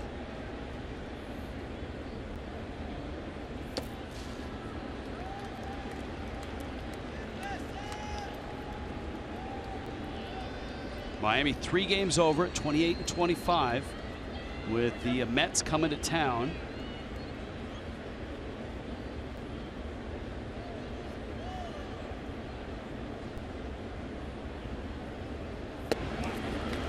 And Realmuto walks.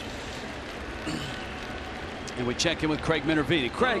Hey, Rich, thank you very much. One thing Frank Menechino, the hitting coach, likes to see from Adeiny Hechavarria is him driving the ball the other way. He did that quite a bit last year. He picked apart right center field. Has not done that as much this year, but he's been on fire, as you see, and he took it the other way. And with that big triple earlier in the ball game. Since May 15th, no National League shortstop has hit better than Hechavarria. He's 22 points higher. That was coming in tonight than Jonathan Villar. Nobody is even over 300 among NL shortstops. And when he is hitting, guys, the Marlins lineup is lengthened because he can drive the ball and knock in runs along with getting on base. Well, you're right, Craig. They'd love to get him back where he was last year. His average up in the 280s.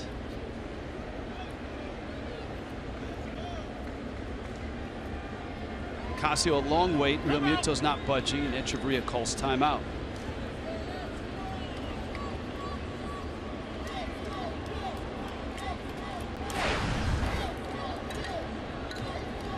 Outfield swung towards right center with Marte well into right. Pirates center fielder. Etch squares and takes outside.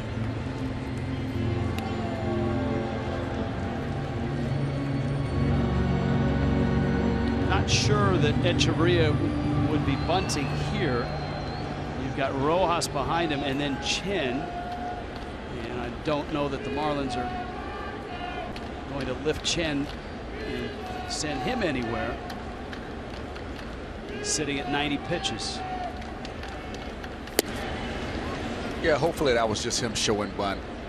You know, just as a player, the more you grow, you have to increase your situational awareness. And even though there's a man on first with nobody out in the first couple innings, that may be fine, but right now you putting yourself in a situation where you're opening up to the other team the ability to walk guys behind you that can swing the bat, and you force your manager into a position where he may be forced to take a pitcher out that he doesn't want to, simply because you're in such a good position offensively to score runs.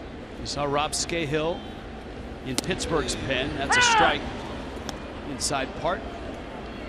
And it's 2-1. Hechavarria last night in the leadoff spot for the first time this season.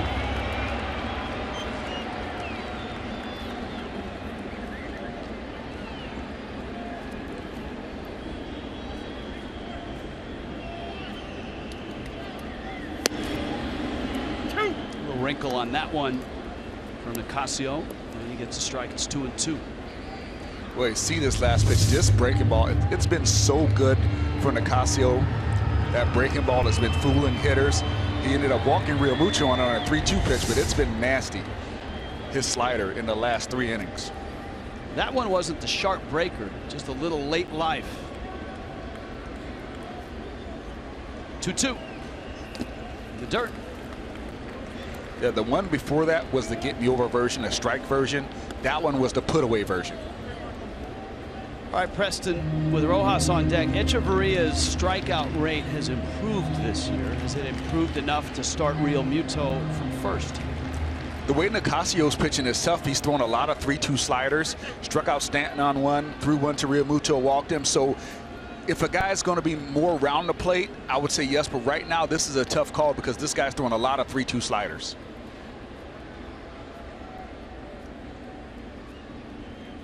Not running.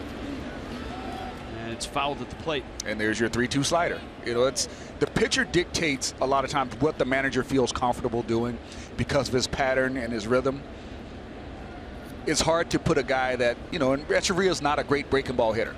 He's, you know, he's a good player. Everybody can't hit the breaking ball. He's not a great breaking ball hitter, so it's hard to put him in that situation. You know, to have runners going and you get to strike him out, throw him out. Real Muto has stolen a couple bases this year. Does not have a big lead.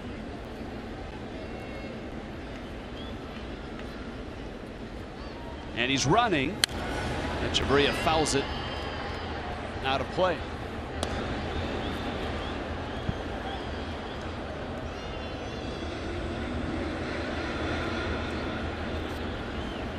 Well, you said something during the break. We were talking about putting the game in motion. The Marlins have squeezed tonight successfully. They just started Real Muto. And for you, your observation was that for Don Mattingly, it takes more than just spring training to learn your players. Yeah, there are a lot of guys that do things in spring training, but when you actually get to the season, that's when your manager starts to learn what his players are capable of and who he can trust to put what signs on. Running again. Echeverria to right. Pretty well hit. Joyce is back there and he makes the catch. And retreating to first is Real Muto. If you are a baseball fan, you need the all-new Fox Sports app. Get highlights, interviews, injury updates, scores, and instant alerts on your favorite teams and rivals. Download it now on the App Store, Google Play, or visit foxsports.com/app.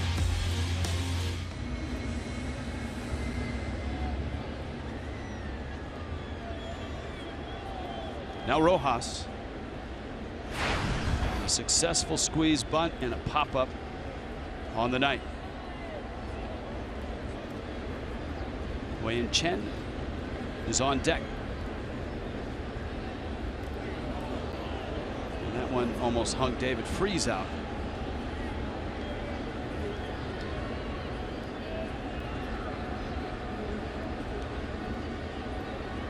The Mets not in action today or tonight. So I would expect comfortably in their hotel room here in Miami, or rooms plural, that would be uncomfortable. Quite.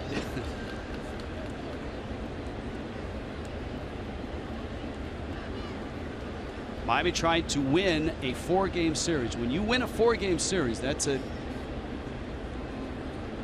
one, it's not easy to do in the big leagues. Two, it's a way to make up some nice ground.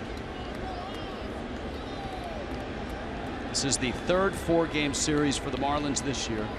They split against Washington 2-2. And they swept at Los Angeles, winning all 4.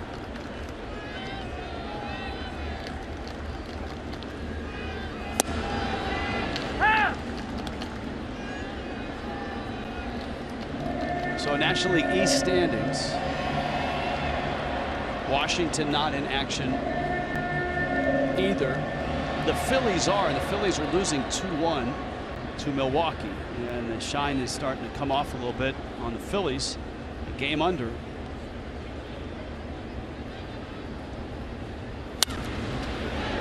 Rojas trying to shoot it right side.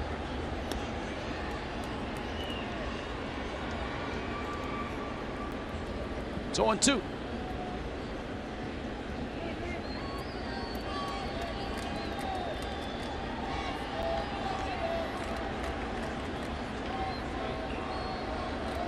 This is the very first mention of the wild card in the National League.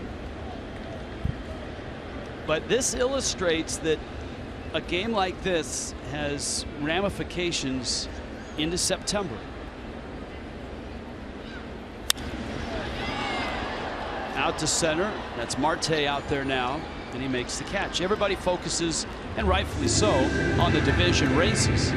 But when you play the Pirates, or you play the Dodgers, or those teams play the Mets or the Nationals or the Marlins, or anybody that has their sights set on the postseason, that could affect who ends up with one of those 2 tickets for the wild card. Well, if there's a team that's hoping to not be in that playoff game this year, it's the Pittsburgh Pirates. Yes, they want to avoid that. They've been in it 3 consecutive years. The last 2, they didn't escape that wild card game. Of course, a lot of it had to do with the starting pitchers they ran into. Jake Arrieta and Madison Bumgarner. They did win in 13. They beat the Reds, but then lost in the division series to the Cardinals. Wei-Yin Chen is still looking for his first major league hit. In fact, he's gone to the extreme of hitting from the other side of the plate. So now he's hitting right-handed tonight for the first time in his career. And he almost had a hit his last time up. This is fun to watch. He's 0 for 27. Not that part. And Chen, I tell you what, though, 3 ABs, 3 ground balls to the right side. It's coming, Preston. He's on the way. It's coming. 6 no-hit innings. Out for the 7th after this.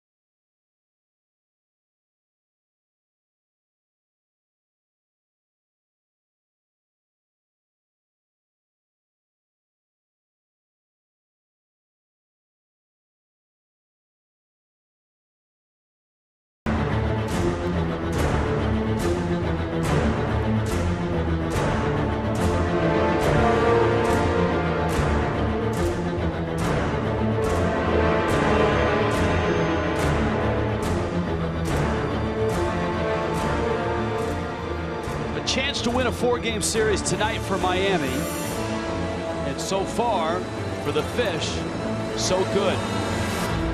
Wei-Yin Chen carries a no-hitter into the 7th. 90 pitches in, 5 strikeouts, 2 walks. He never, in 127 previous starts, has completed a start in the major leagues. 8 innings is as far as he's been able to get. He's had some terrific defense behind him, especially in center field with Ichiro. And the Pirates have barreled up plenty of baseballs.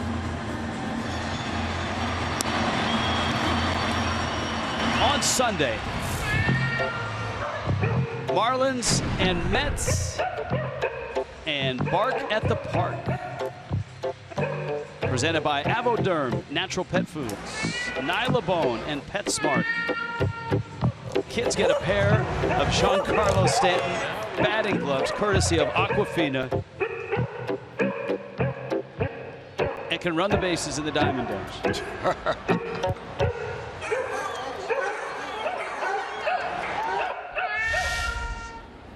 Yeah, I don't think any cats will be here.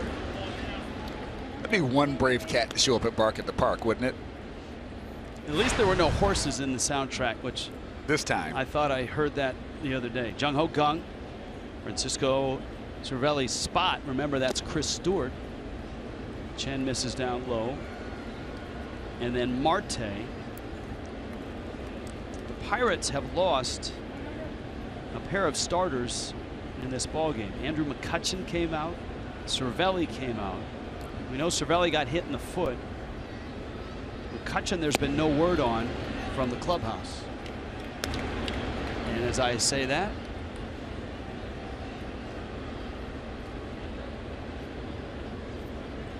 we received the missive right thumb discomfort for McCutchen. We know Cervelli, it's because of his right foot, but McCutchen has a right thumb issue.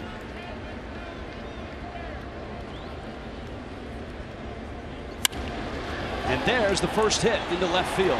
Yelich gets by it, not stopping his gung, and he's in there with what could be a double, should be a double, but you never know.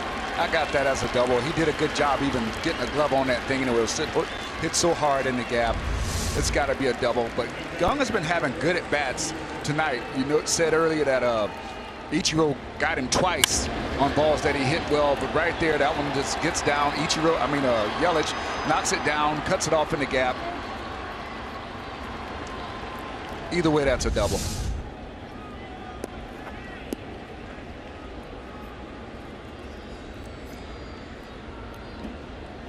So the first hit. I guess it's appropriate that it's Gung because he came the closest to the first hit in his previous 2 at-bats. On both those plays, Ichiro made really nice catches. Stewart now, his second at-bat.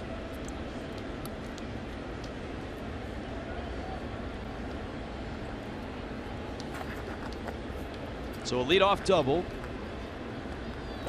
Pirates trying to chip away. You got Marte on deck. And Miami's bullpen is in action.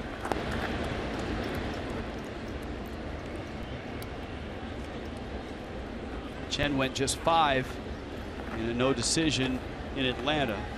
Juan Nieves out to talk to Chen.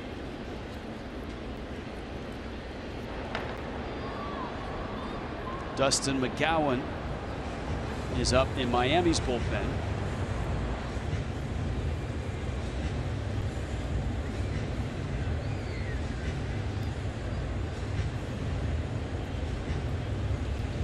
Chen, who travels with an interpreter that the Marlins provide, needs no interpretation there.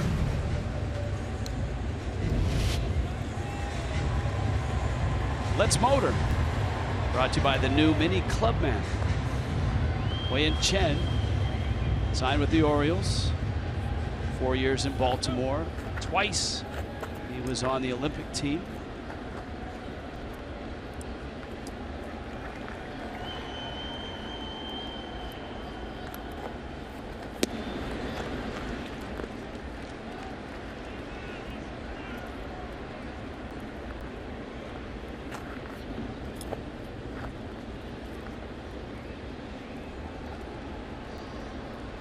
Three 3-0 now to Stewart.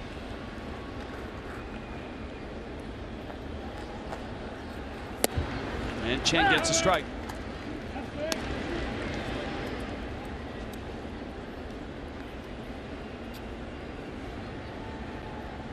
Pitch number 100 coming.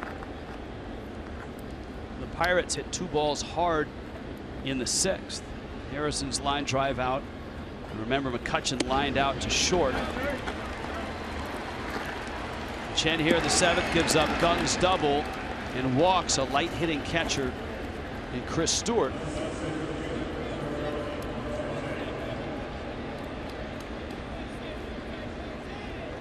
And I wouldn't be surprised if the Marlins are quick to react to this. And Don Mattingly is on his way out. So from 6 no-hit innings to a hook here after a double to Gung, a walk to Stewart, and Miami's going to go to the bullpen.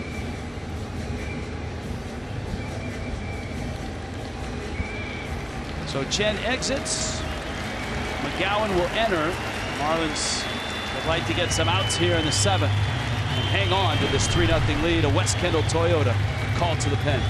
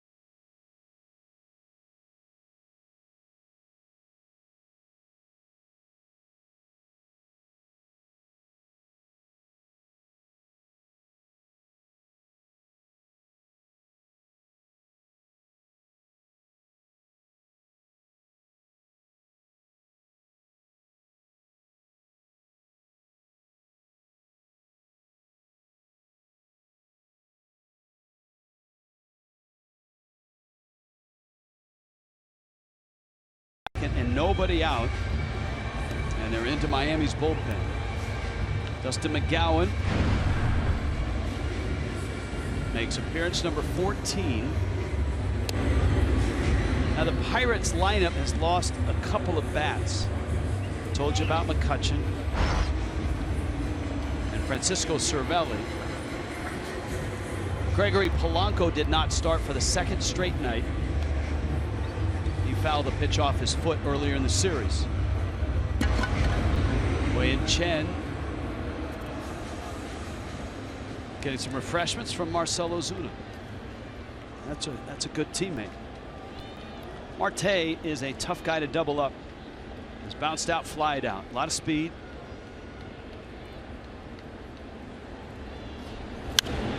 Goes after the first pitch fastball and fouls it off. Miami's bullpen, after 6 innings of Adam Conley last night. Remember, Kyle Barraclough came in, had trouble throwing strikes. 1/3 of an inning, walked 2. Mike Dunn faced 1 hitter, gave up a hit. And it was David Phelps who was spectacular with an inning and 2/3, including strikeouts of Andrew McCutchen, David Freese, and Marte.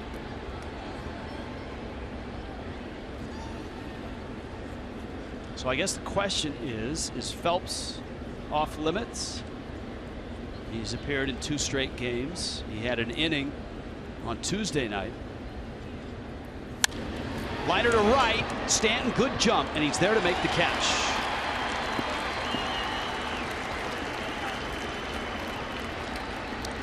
Oh, when the big man's feeling good, he can surprise you. He's a really good outfielder, and this is a great jump. He's already moving before the camera gets to him in the screen. Great jump on that ball. Catches it really easily, gets the ball in. That's confidence for your pitcher, knowing that, hey, I can be around the plate, let the offense swing the bat, and I still got help out there. Marte knew it before he got 10 feet down the line.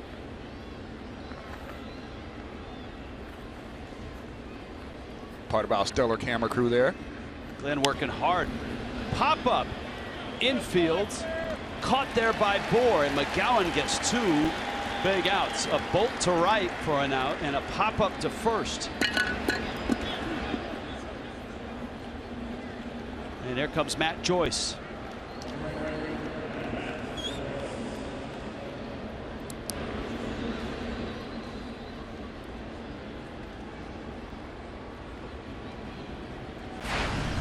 In Don Mattingly's perfect world, McGowan finishes this the 7th. And then he can decide who's available and who's ready in the 8th. Well, he's gonna make Mattingly work, because on deck is Gregory Polanco, so he's ensuring that there's going to be another lefty coming in to face McGowan if he leaves him in.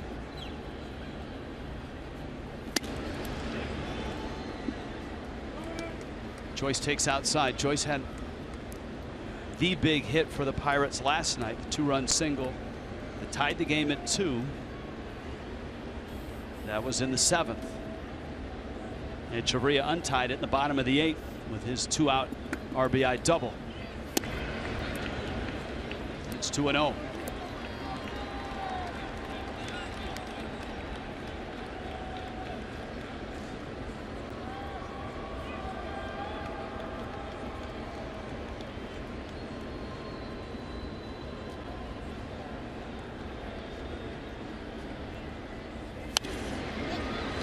That pop-up finds the seats.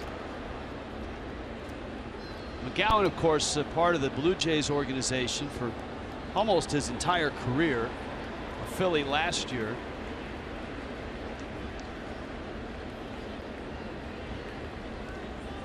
He's been a starter and a reliever in his career.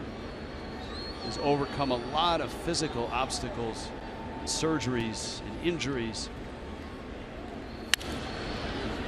Fly ball towards the line. Yelich in full flight. Yelich runs out of room.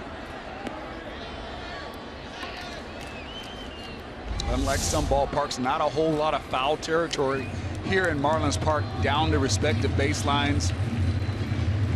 You have to start pulling up a little bit when you get closer to that wall.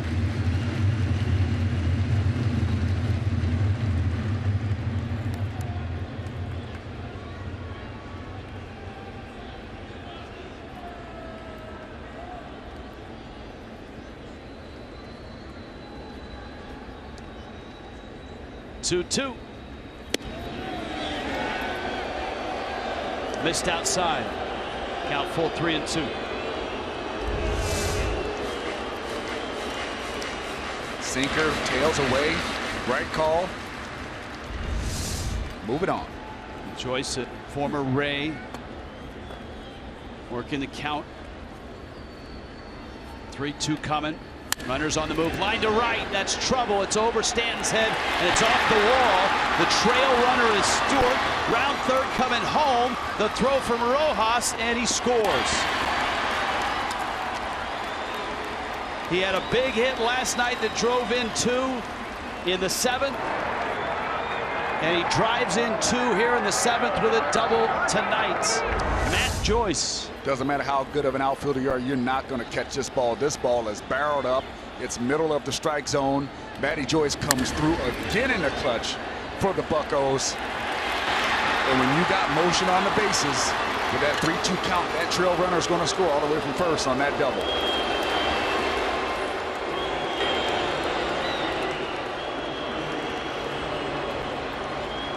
Gregory Polanco will pinch hit.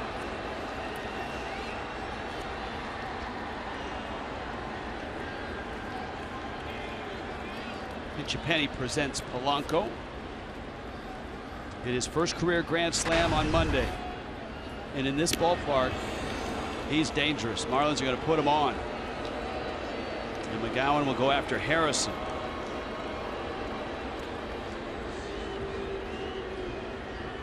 You like that move? I think it's a good move. Get your righty on righty, especially if you don't have a lefty up in the bullpen. got the first base open.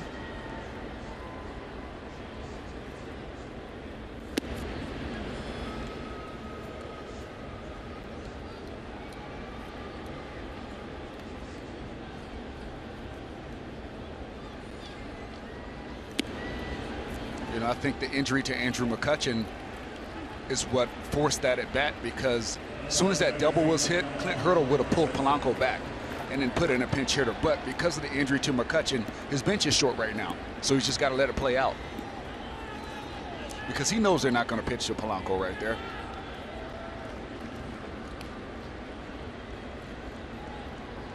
Now Harrison.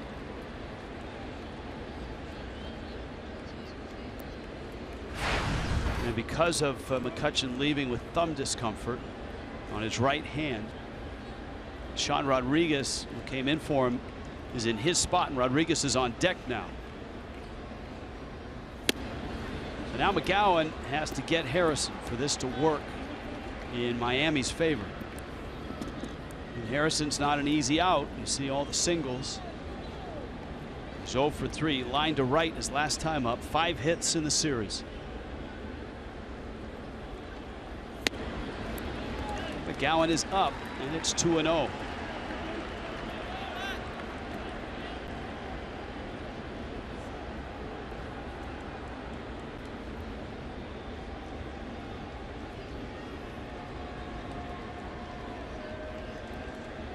Bullpen phone ringing. And right now McGowan can't find the plate at a very inopportune time. 2 runs across. Miami's lead is down to 1.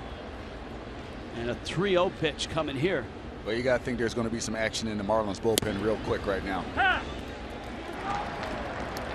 And there it is. Nick Whitgren, which may answer the question as to whether David Phelps is available or not. Whitgren is up right now. 3-1 to Harrison. Swing and a miss, and he did McGowan a favor on a running fastball that ran way out of the strike zone. Yeah, McGowan got around this one and yanked it, and Harrison chased it. Yeah, that ball's way out of the strike zone. Got a pitcher that's struggling with their command, and you do him a favor like that. The Marlins say, thank you, sir. 3-2 coming, runners on the move with 2 outs. Got him with a breaking ball. How about that? He's showing him fastballs, and on 3-2 snaps off a gorgeous breaking ball. 3-2 Miami.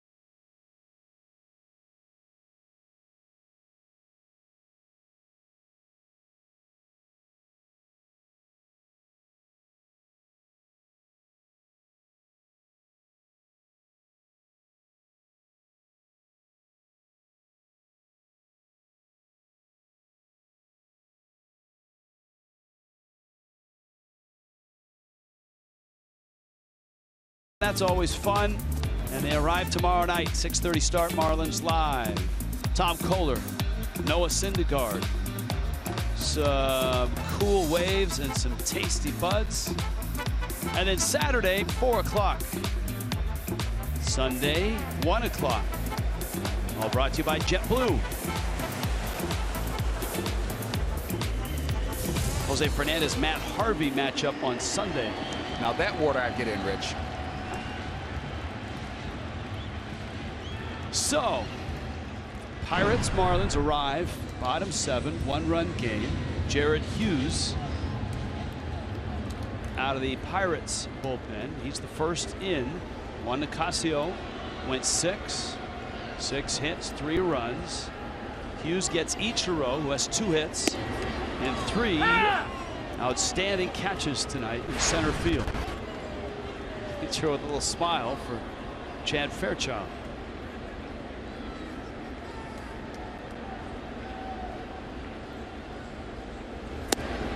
The thing about Ichiro this year, it seems like when he gets hits, they come in bunches. They have.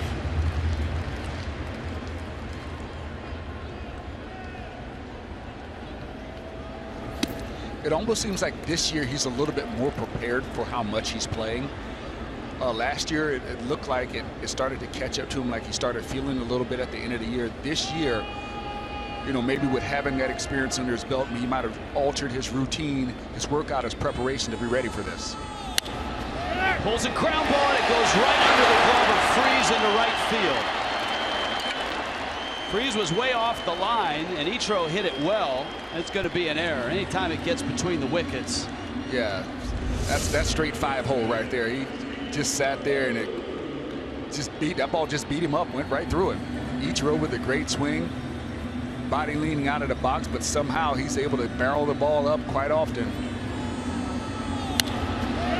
Yeah, David Freese was just eating up by that ball. Yeah, just leave the shirt alone on that one. It's an E3. Now Prado. 1-run game. Ichiro away from first. Remember, it's Stewart behind the plate, not Cervelli.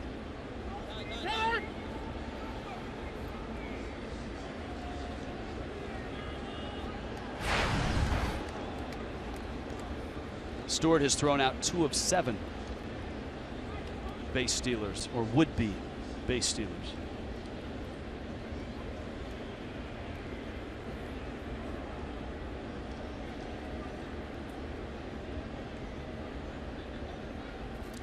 At the start of the series, this 4-game set, we talked about the Pirates and their formula for success this year. A little different than last year. Dynamic offensive team this year. Pitching staff rotation-wise in middle relief, not as sharp as they were last year when Clint Hurdle and Ray Searage's team had a low ERA. Their ERA over 4. However, the caution was don't run into the back of the bullpen if you can avoid it.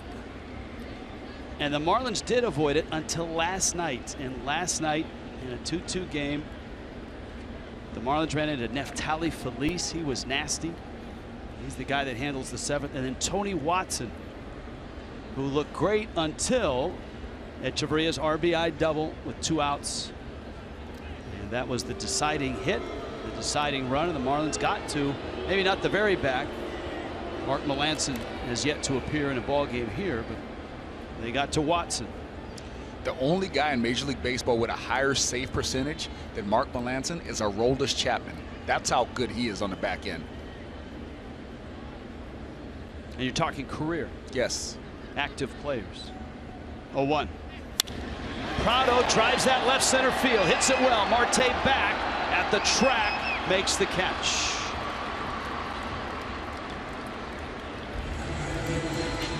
One out, and here comes Yelich.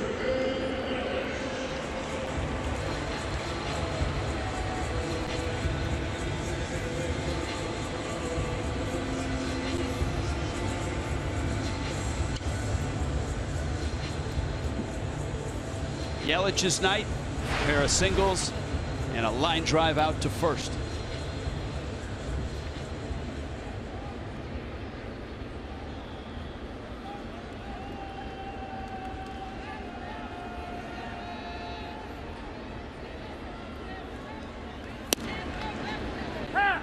shift here is a little bit less pronounced.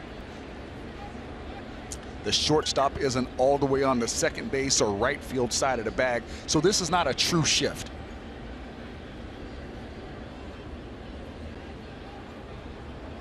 It's more shading than a shift. Remember the other night in a similar spot, the Pirates tried to turn a double play on a bouncer to third, and it was Harrison that tried to get there from his position and not Mercer from short. And they did not turn that double play, and that was a key play in Tuesday night's game. Ichiro runs, got a great jump, and he's in there. This is like turn back the clock night for Ichiro. He's doing a little everything. He's playing some defense. He's swinging the bat, stealing some bags. Oh, what a jump. Oh, my goodness, yes. That's an easy bag right there. Do it, Ichi. 501st career. That is Miami's first stolen base in 19 games.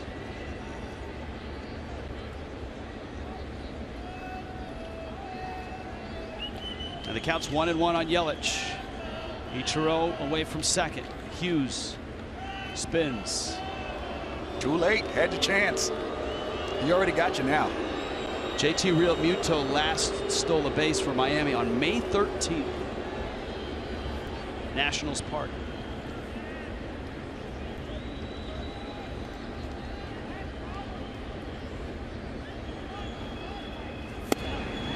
Yelich taking a shot at that left side, which is open right now with Mercer playing way over, almost behind the bag at second.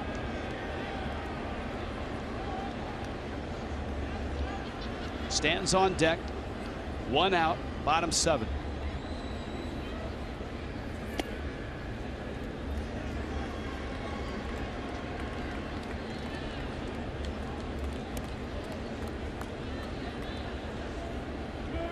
The two teams ahead of the Marlins in the East are idle, so a chance to, if they can win this game, pick up a half game on the Mets and on the division leading Nationals. Mets are 3 back of Washington. Marlins a game and a half behind the Mets.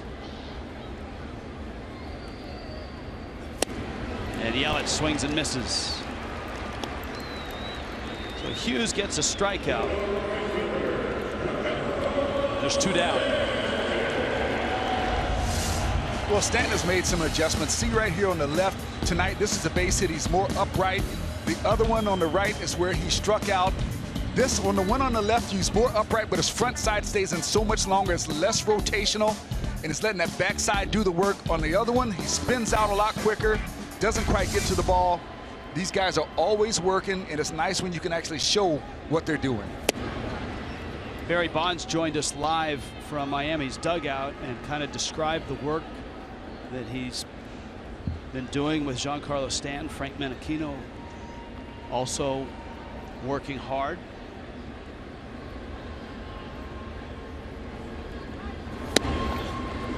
Pitch is in. And it's 2-0. See Stanton pounding that left thigh. Yeah, that's just a hitter reminding himself, stay there, stay there.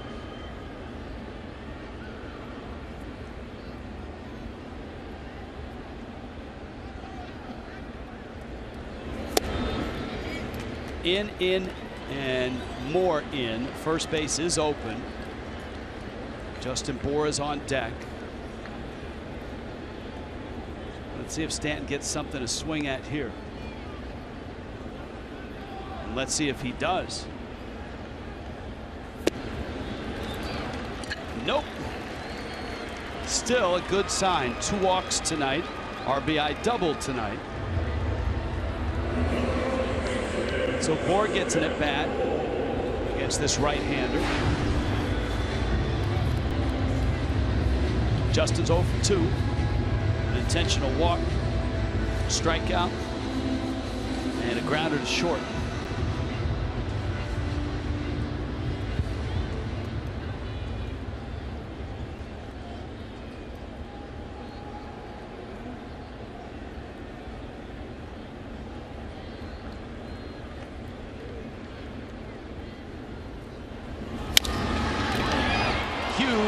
got it, flips to first, and gets the outs. Miami leaves 2 to the 8th.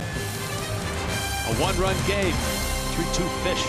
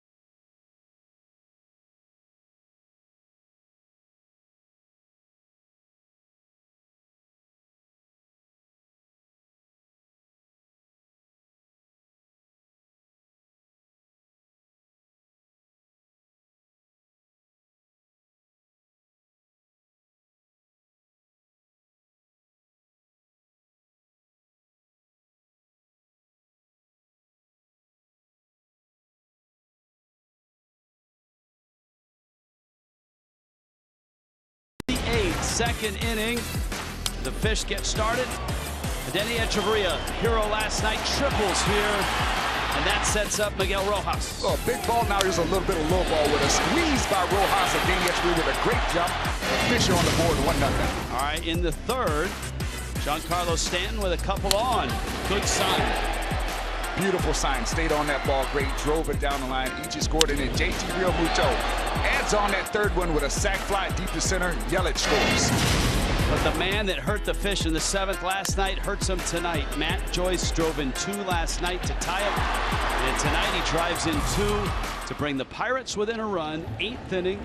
Dustin McGowan still out there. First pitch, Rodriguez, center field. That's deep. Ichiro back at the wall. Off the wall. Off of Ichiro. Rodriguez stumbles around second and then holds there. Ichiro had the ball bounce off of him, but found it quickly and holds Rodriguez to a booming double. Man, this Sean Rodriguez has shown some serious pop early in this series with a home run deep to right field, opposite field. This ball is off the gate in center. First pitch, Hacken comes out, ambushes McGowan. That ball's halfway up the wall. Ichiro did a good job getting on it quickly, keeping it to a double. Any more misplay, that ball's definitely a triple.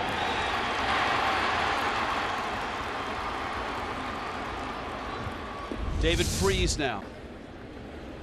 So Rodriguez, that was his first at bat of the ball game, and McGowan misses. We asked the question, who would be available in the bullpen? You see Chris Johnson at first. After last night and Tuesday night, in which David Phelps and A.J. Ramos both worked.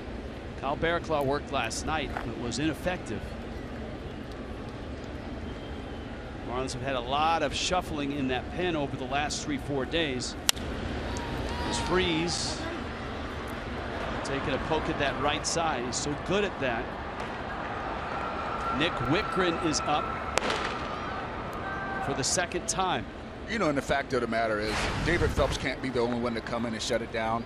You know, other guys have to step up. I'm sure they will, but you can't beat up the one guy, you know, that's been good for you in the 7th and 8th inning and bypass everyone else. Someone else has to come in and get the job done. Well, the Pirates are thinking that they'd like to see Mark Melancon pitch in this series. He's up. And Freese hit in the hand by that fastball, was starting his swing. Chad Fairchild asked Jim Joyce if he did swing. Joyce said no. That sounded like wood to me. I don't know. No, it got hand. Yeah, and he didn't swing. Wow. Well, it got in pretty solidly because that was loud contact. Yeah, that's not a swing.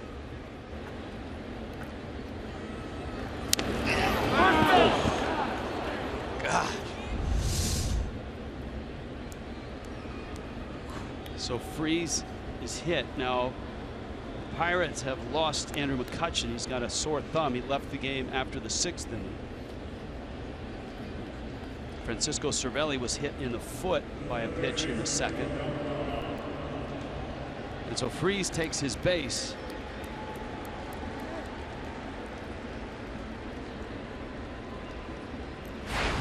Here's Jung Ho Kang.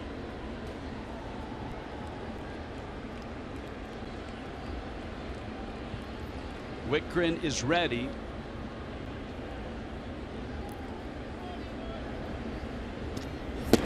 McGowan misses down low. McGowan came in the 7th, got 2 outs, and then gave up that Joyce 2-run double. Intentionally walked Gregory Polanco, who was pinch hitting, and then struck out Josh Harrison. And that ended the threat.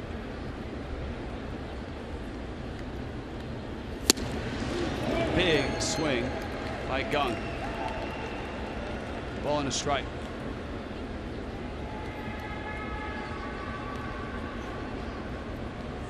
Kang last year, 24 doubles, 15 homers. He slugged .461 in 126 games. And I think opened a lot of people's eyes. Chases 1-2. Well, he was such a big help to that ball club, not just offensively, but when Jordy Mercer went down with the injury, he was able to step in and play shortstop some for the Pirates. Not just anybody can step in and play major league shortstop, and he did it well. 1-2 from McGowan. Emphatically, Jim Joyce says no swing, but the Marlins certainly tried to get him to chase that slider again.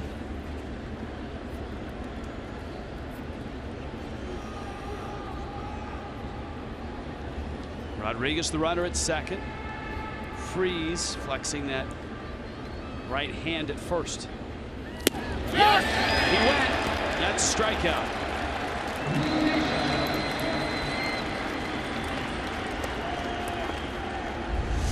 And the first out of the 8th inning.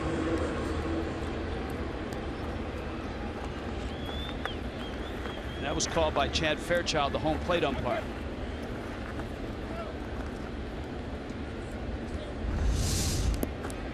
And now here is Stewart. Well, the Pirates have already put Rodriguez in the game.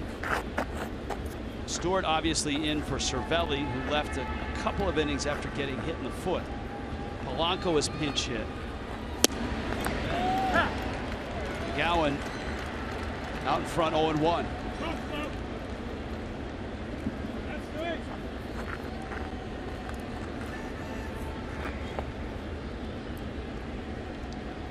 Stewart has struck out and walked. Marte is on deck.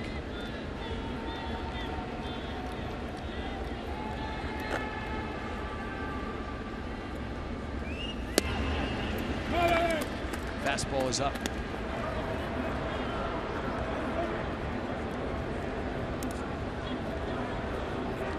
Melanson down there getting work in, looking at coming into the ball game. He's the final piece to the back end of that Pirates bullpen.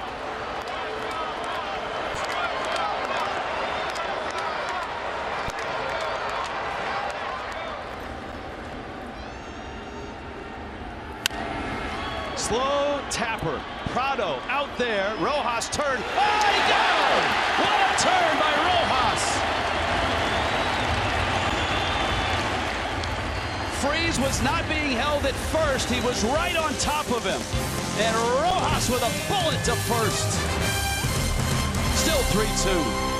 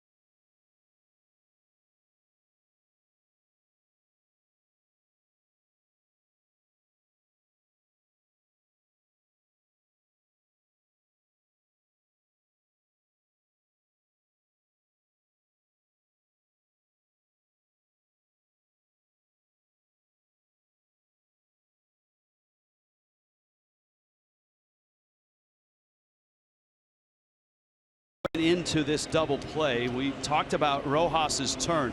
Let's watch it in full speed to begin with. Stewart with a chopper, 2 hops. Rojas gives a great, Prado gives a great feed to Rojas. This is critical on this play. Look where the feed is. It puts Rojas on the backside of the bag so he's protected. So he's not, Freeze is not on him, so he's on the backside of the bag. Now Rojas is not as worried about the runner. And look at this throw. He gets everything into this throw and puts it right on the money for Johnson over there at first base. Now there's a couple things we got to talk about on that. Number one, it being a chopper, Prado did the best job possible by protecting his second baseman by putting that throw on the shortstop side of the bag, right? And then you have these new slide rules that come into play with Rojas feeling protected because guys aren't really allowed to go through the bag like they used to, not as much. I think finally is Freeze was not being held at first, and it didn't look like he got a great start when the ball left the bat. As you see John Jaso at first base. I mean, Prado knows that. He's been a second baseman. He knows in a play like that, a guy needs protection, and he certainly gave it to Rojas. And here is Melancon. And it's not often on the road that you see a closer in down.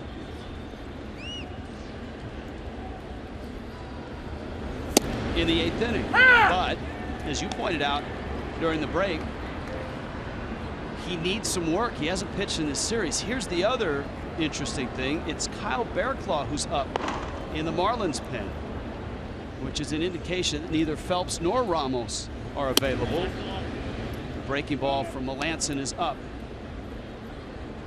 And the fact of the matter is Melancon's got to throw now, just in case his team does not score runs in the top of the 9th. You can't save him until the 9th to bring him in because the game's over. So a manager's forced to put his closer in the bottom of the 8th because of that reality. And the double switch has Melancon in the 3 spot. Marte is due up in the 9th to lead it off. He's hitting 6th. That one pulled wide of 3rd by Real Muto. MLB.TV Premium, #1 live streaming sports service. Watch every out-of-market game live in HD on over 400 supported devices. MLB.TV. Visit MLB.TV for details. Real Muto with the count 2-2. Echeverria and Rojas in the pitcher spot for Miami here. Now it'd be interesting to see how Melancon reacts being in the 8th with not a 1-run lead to protect, but a 1-run deficit to try to keep. He's been really good. University of Arizona products. Real Muto, center field. Marte, warning track, makes the catch. And Real Muto is out #1. Here comes Echeverria. Melancon is one of those guys that's a unique closer in this day and age, is that he's not that 95 miles an hour guy. You see guys like Koji Uehara, Mark Melancon, Luke Gregerson from the Houston Astros, AJ Ramos. Those guys are pitchers that are more complete pitchers because of their repertoire. They aren't 2-pitch pitchers. These guys have 3 and 4 pitches: fastball, curveball, slider, and changeup. And when you look at the gun, Melancon might hit 91. Maybe if he lets one really good go 92, but other than that, it's about location, keeping the hit off balance. But yet he's one of the top closers out there. His ability to cut that fastball helps him an awful lot too. Echeverria sprays a grounder to second. Harrison on to first in time, and Melancon has 2 quick outs here in the 8th. Coors Light Cold Hard Fact. This June, 28 games, 17 are at PNC Park. Marlins don't get there until August. 24-28 this June against teams with a winning record. Marlins know how that feels. They had a challenging schedule early, especially that run through San Francisco and Los Angeles, with a couple visits already on the road to DC against the Nationals. So Bearclaw has Marte, Mercer, and Joyce. Jaso is now in the 9 spot, so Jaso is due up 4th. Rojas, the squeeze bunt, that was in the 2nd. Sends it to right. Joyce is there and makes the catch. No Ramos, no Phelps. Kyle Bearclaw will try to save it for the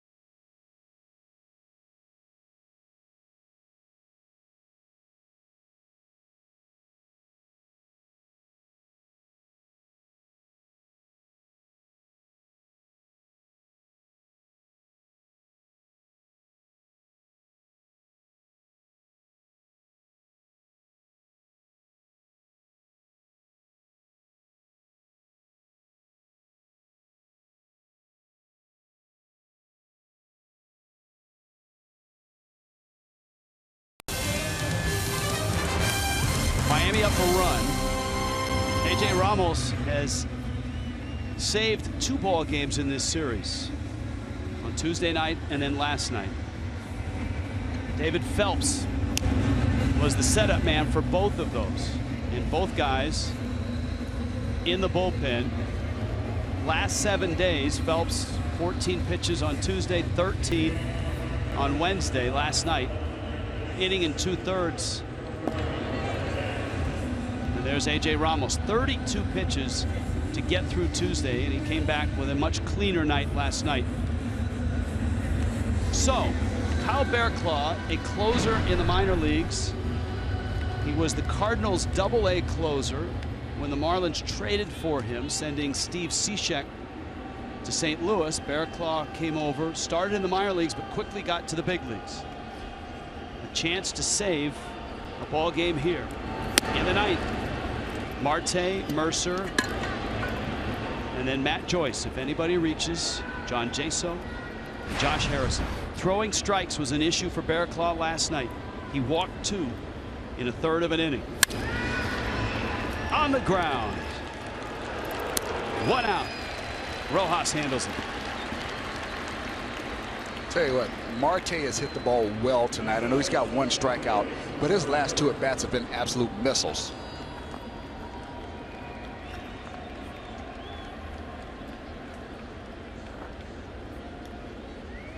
Don Mattingly, Tim Wallach in conversation. Juan Nieves between them. Mercer is 0 for 2 with a walk. There's no question about Bearclaw's stuff. He has some of the best swing and miss stuff out of any bullpen anywhere. His strikeout per 9 inning rate, which is at 16.5, is best in the National League. Only Dellin Betances is better in the big leagues, and that one almost clipped Jordy Mercer.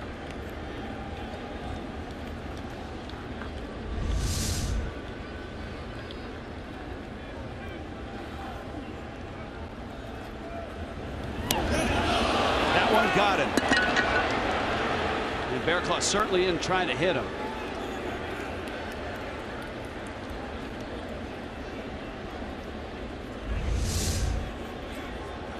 Two fastballs, one came in and this one came in even farther and hit that left elbow and then his side. Yeah, that one didn't come out real good. He didn't quite drive it through the strike zone. It came out early.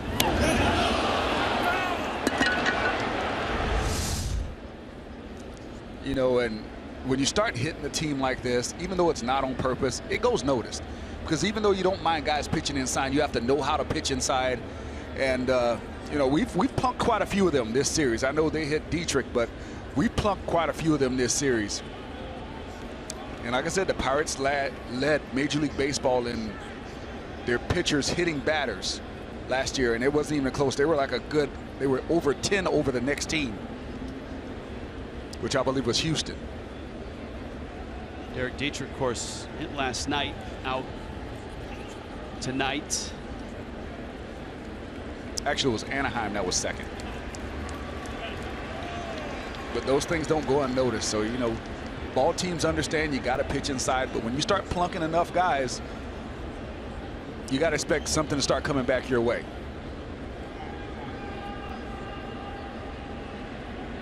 So, Bearclaw, as we noted, control problems last night. Now he gets into two guys who know the strike zone. And that's Matt Joyce and John Jaso. That's going to leave a mark.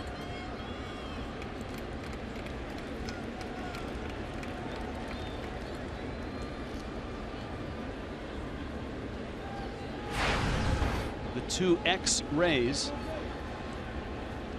now with one out. First Joyce, then Jaso. The tying runs at first. And a strike from Bearclaw.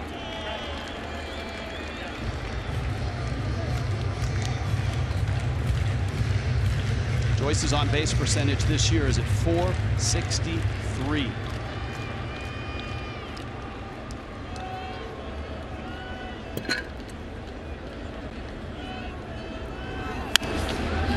And Bearclaw comes right after him and is out in front 0-2.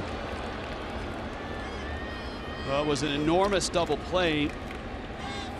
And it got Miami out of trouble to end the 8th.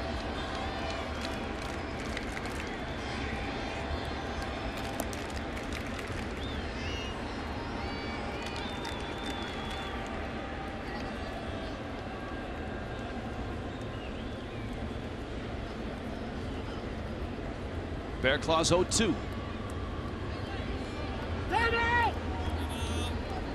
Joyce asks for time.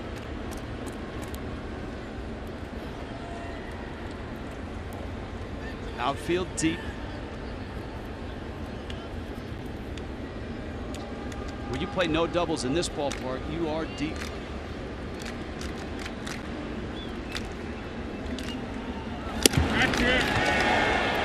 When the ballpark is this size, honestly, the no doubles is really on the infield, because if a guy can run it all and you hit a ball in between the outfielder, it's going to be a double anyway.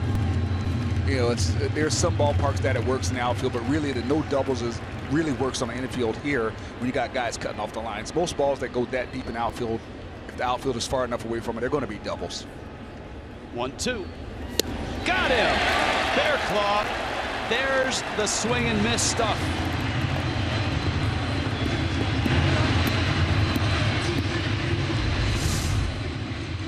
You see the slider grip, watch the rotation. It's tight, it's late breaking, and it's on target.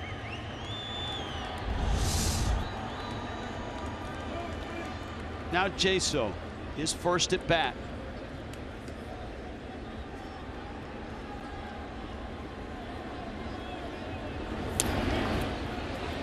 Ball to the screen, and that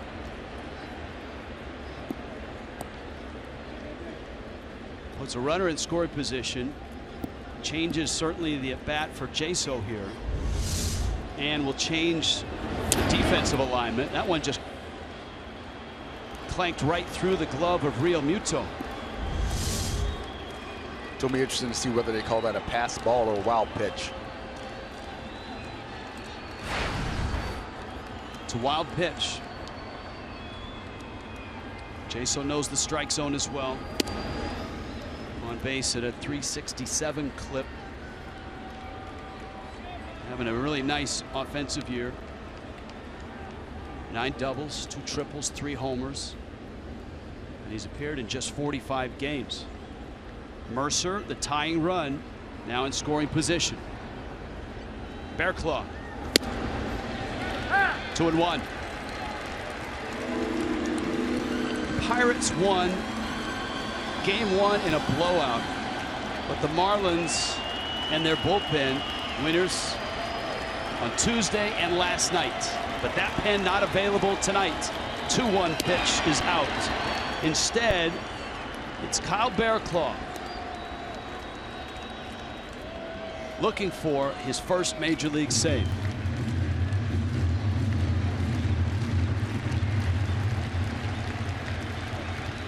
Jaso ready. 3-1. That's a strike. Jaso had already started to first. When Bearclaw's needed a strike against the lefty bats, he's thrown this breaking ball.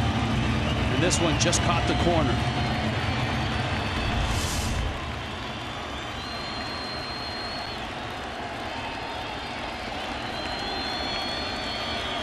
Josh Harrison is on deck. 3-2. Up the middle, into center. That's a base hit, and the Pirates have tied it.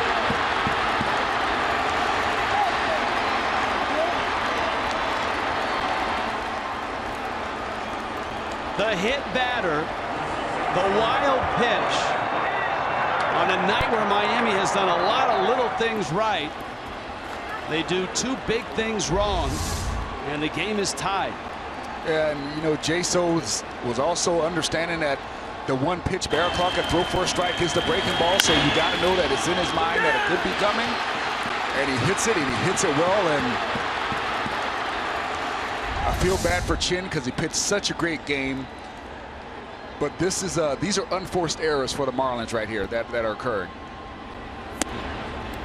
Bearclaw misses out on a night where the Marlins bullpen is obviously taxed with no Phelps and no Ramos. Now the Marlins need Bearclaw to get through this night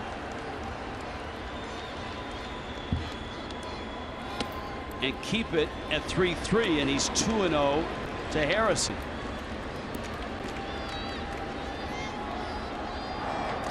Whitgren is up.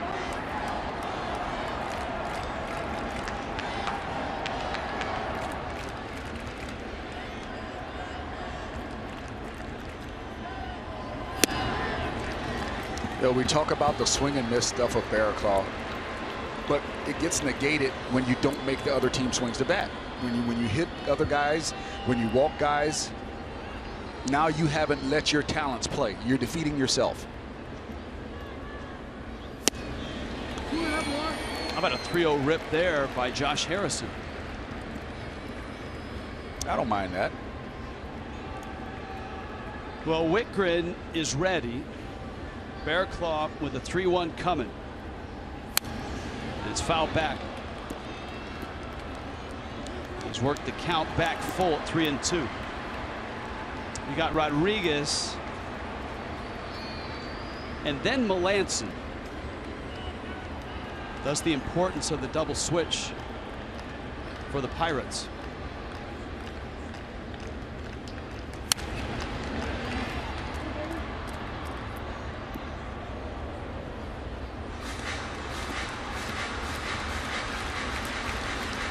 A.J. Ramos watching.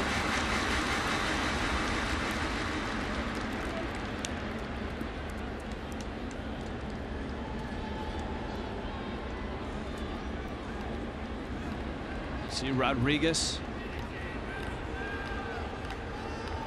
Jace will be on the move again. 3-2. Way outside. I'm not sure that the Marlins can stick with Bearclaw much longer.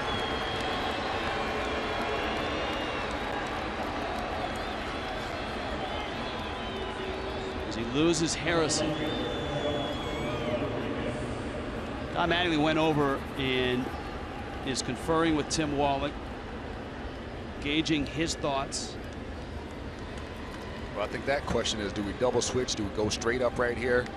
You know, how are we looking on the bench? Because the bench coach is the one that really keeps track of all that. The manager, he's doing catcher signs. He's following the play.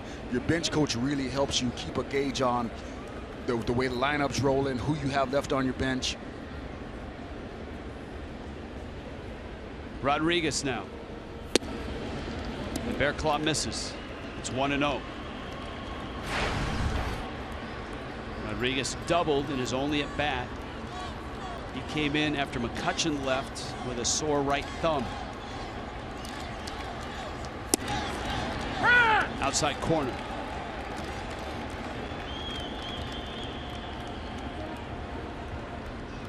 On deck for the Pirates is Cole Figueroa. That's Melanson's spot. Melanson's only thrown 10 pitches.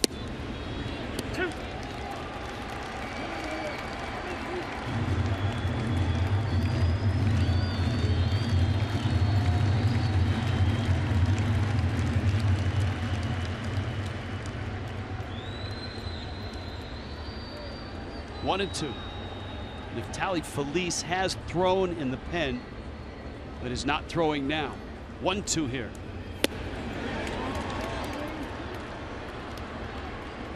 Bear Claw has thrown 26 pitches, 14 balls, and a dozen strikes.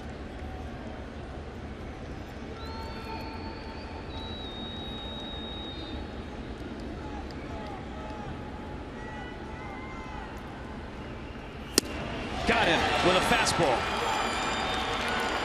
It keeps the game at 3-3, and it may keep Mark Melancon in the game.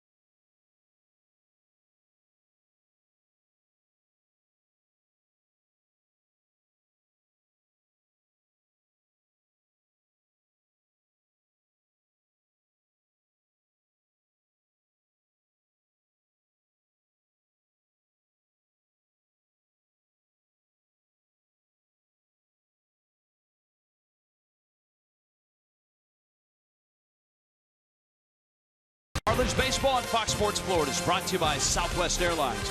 Transparency, low fares, nothing to hide. By Dodge, visit Dodge.com or your local dealer today. And by your South Florida Honda dealers.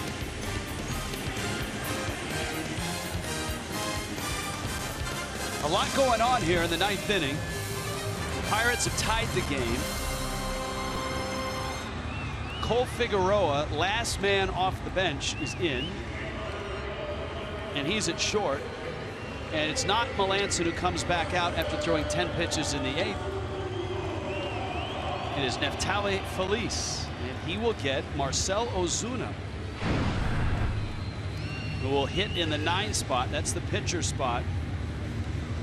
Ozuna, Ichiro, Martin Prado, and if anybody reaches, Christian Yelich and Giancarlo Stanton. Feliz looked nasty last night. He worked a 1-2-3 seventh. He struck out Yelich and Ozuna and got Prado on a ground ball out. And Ozuna gets a piece and fouls it back.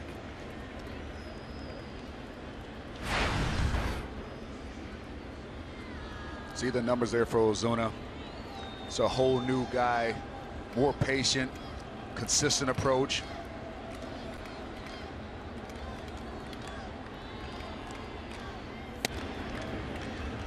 Fastball in. Felice stared in, thought it was a strike. Ozuna turns back to see Chad Fairchild, who flinched. See that right side move a bit.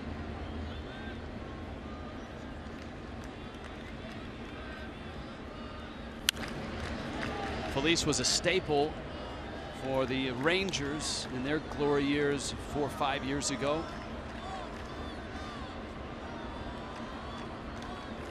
Coming out of that Texas bullpen.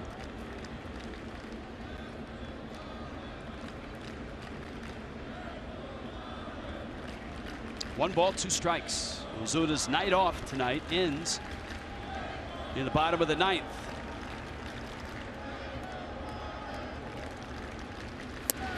He doesn't chase, and it's 2-2.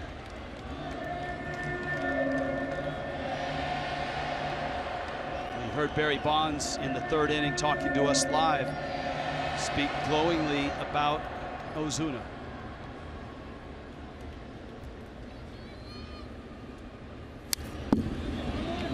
.95 with a fastball.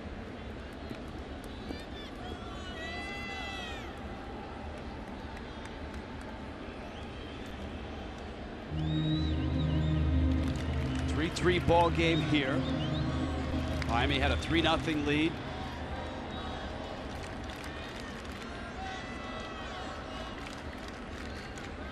They couldn't get past the 2 Jays, the 2 X-Rays, Matt Joyce and John Jaso. Again, watching Ozuna take these pitches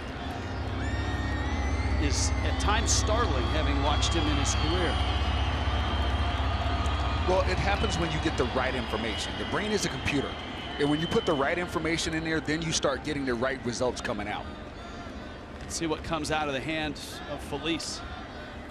Breaking ball, line to left. It hangs up, and it's caught there by Rodriguez. Really nice at bat by Ozuna.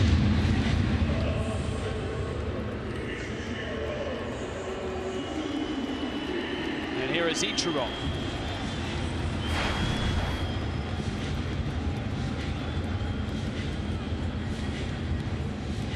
And quite a night for Ichiro. 2 for 4. Outstanding play in center field. And he swiped his 501st career bag back in the 7th.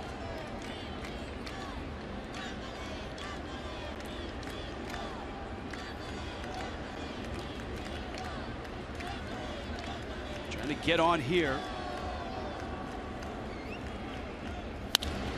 Ichiro, right center. That one hangs up, and Marte runs it down.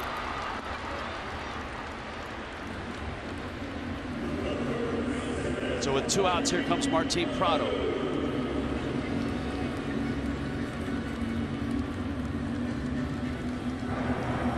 Nick Whitgren still throwing, though he has eased up on the throttle. He's been warm for a while, and it looks like Whitgren will come in the 10th.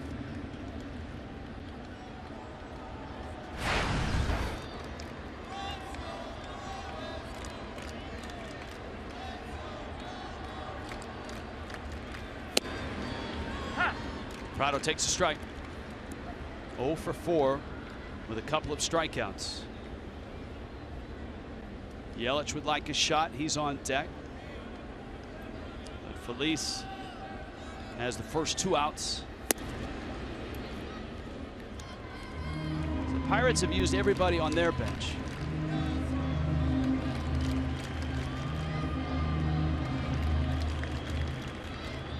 Felice's spot, Clint Hurdle's looking up at the scoreboard that has the lineups. Felice's spot is due up 5th if this game does get to the top of the 10th.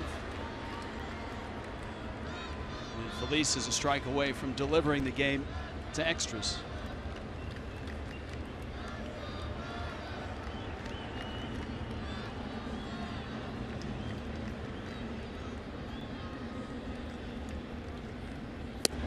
Boy, he's back to his form of 2010, 2011 with the Rangers. Neftali Felice has been nasty these last 2 nights. And this game is going to the 10th. 3-3 ball game in Miami.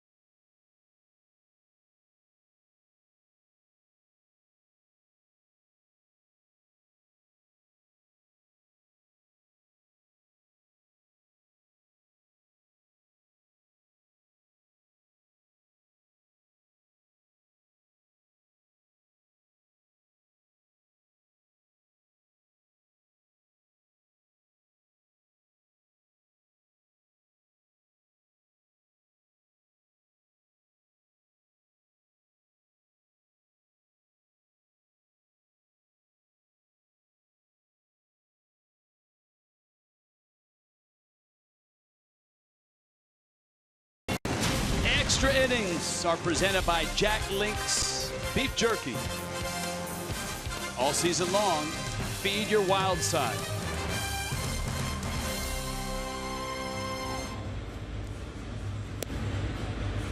In Miami tonight, the Marlins had a 3-0 lead, and the Pirates have fought back, scratched, clawed,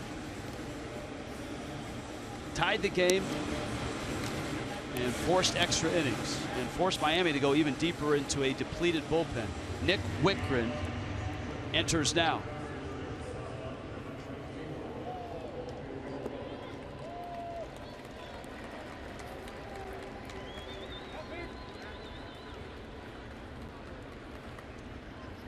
Cole Figueroa, his first at bat.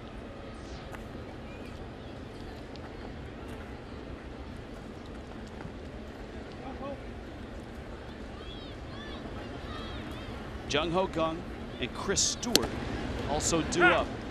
The Pirates bench depleted now. Figueroa the last to come in off that bench. Andrew McCutchen left with a sore thumb. Francisco Cervelli left with a sore foot after being hit by a pitch. David Freese also out of the ball game. Remember, Freese hit right hand discomfort.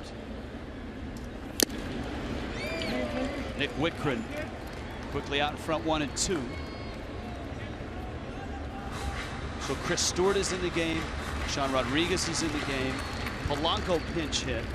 John Jaso had an enormous hit, the game tying hit in the 9th, and he's in the game as well.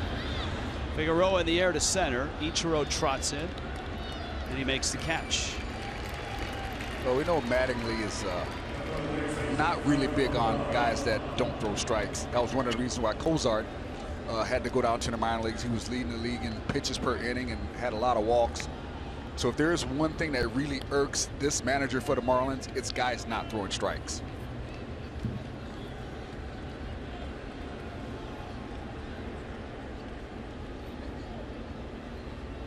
Jung Ho Kang now. That was one of the reasons why Bearclaw didn't make the club out of spring training. Mattingly wanted to go down, get a little bit more season, and throw more strikes.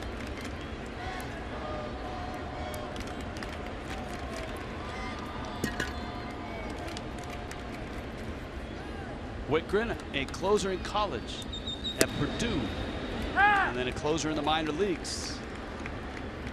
And so he's used to pitching in late game situations.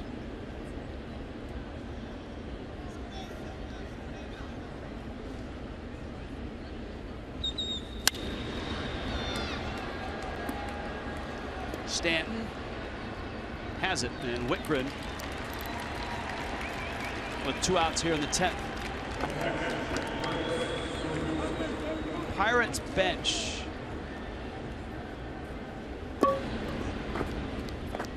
You see the 3 relievers at the bottom and Boscan at the top.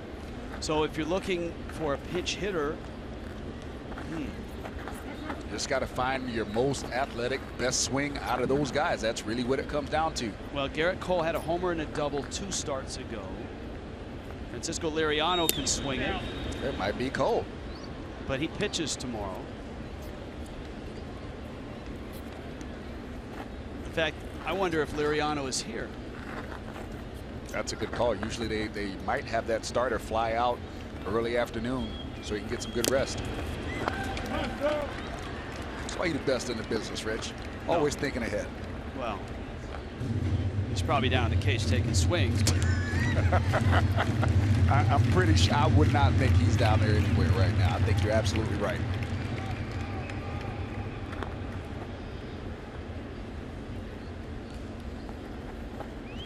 One pitch is out. That's a practice for a lot of major league teams. If they have a night game followed by another night game in another city where there's a substantial flight, they will fly that starting pitcher. I'm always entertained by the story of a team that flew their starting pitcher out to San Francisco, night game on the East Coast. When the team arrived at the San Francisco hotel at 6 in the morning, there was the starting pitcher to greet them, sitting in the hotel bar, saying, "Hey, what took you so long?" You got to know who to trust that responsibility with, Rich.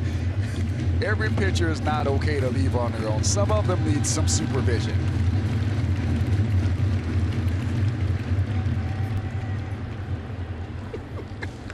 And I'm not going to name names, but that's a true story. And I'm sure it's happened many times in the big leagues. I've actually seen that happen, Rich, on one of my teams. I'm not going to name names either, but I've seen that. Crowd wanted it. It wasn't 6 o'clock, but I've seen it. Let's look at it. Whitgren, good sharp break. And you know what? It's darn close. It's got the knees, and it looks like it's got the corner. 3-2. That's strike 3. No doubt about that. So Nick Whitgren looks sharp in the 10th. Miami needs a run to walk off.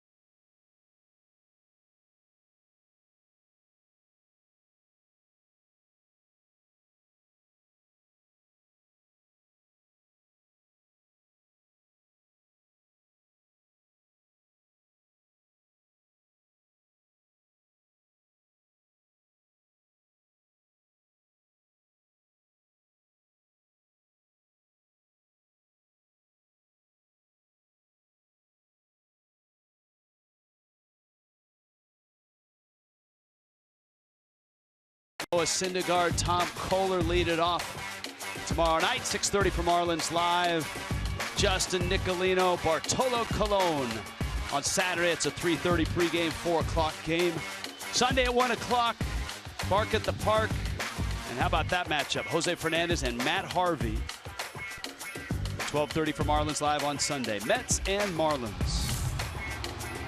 Marlins and Pirates not decided yet. Pittsburgh goes to their bullpen again. A.J. Schugel. I want to see Ichiro face Bartolo Colon. That's what I want to see. One for the old guys.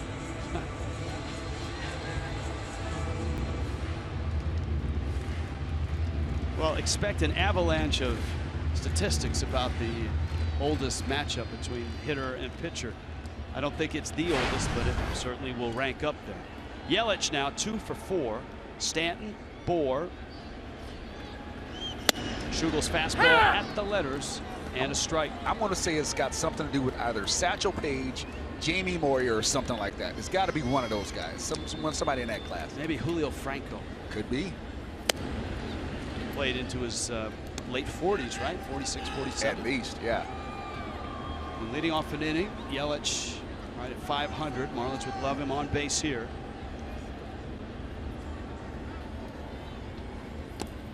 Changeup dies in the dirt. Schugel pitched on Tuesday night and worked a scoreless inning. Has a save this year and has his first big league win this year. Yelich, right field. Joyce on the track makes the catch. 81 miles an hour. Schugel took a little bit off of that. Got Yelich to hit the ball off the end of the bat. It was a good swing though. All right, here is Stanton. So that changeup grip, sideways down rotation. Yelich is on it, but just off the end of the bat. And Yelich knew it. Yeah, you're right. It's funny how they know it faster than the hitter always knows. We know it. It's another thing, like foul balls down the line. Veteran hitters watch the hitter. The hitter will always tell you whether that ball is fair or foul or not. Young guys, not so much. They just got that young energy. They just run it. Stanton has walked twice, RBI double, and a strikeout. And Schugel's not shy. He's gone after him. Is out in front. 0-2. Bohr's on deck. 0-2. Stewart wants it on the ground. He hung it. Oh, wow. On a hop. Figueroa. That was an absolute missile to short. Wow. This ball is crushed. And see, keeping that front side on it, that happens. When that front side pulls off like he was a few days ago, that's when you get that swing and pull off the ball. That's a nice approach right there.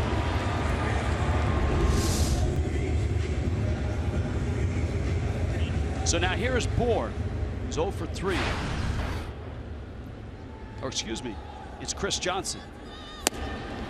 And Johnson takes a strike.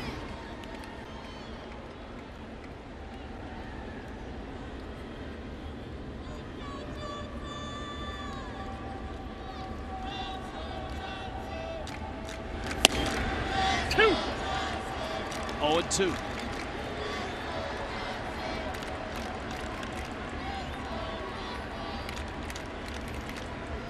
That ball to short, 115 miles an hour. Strike 3. Well, that was quick. Strike 3. Johnson goes down. Let's go to the 11th.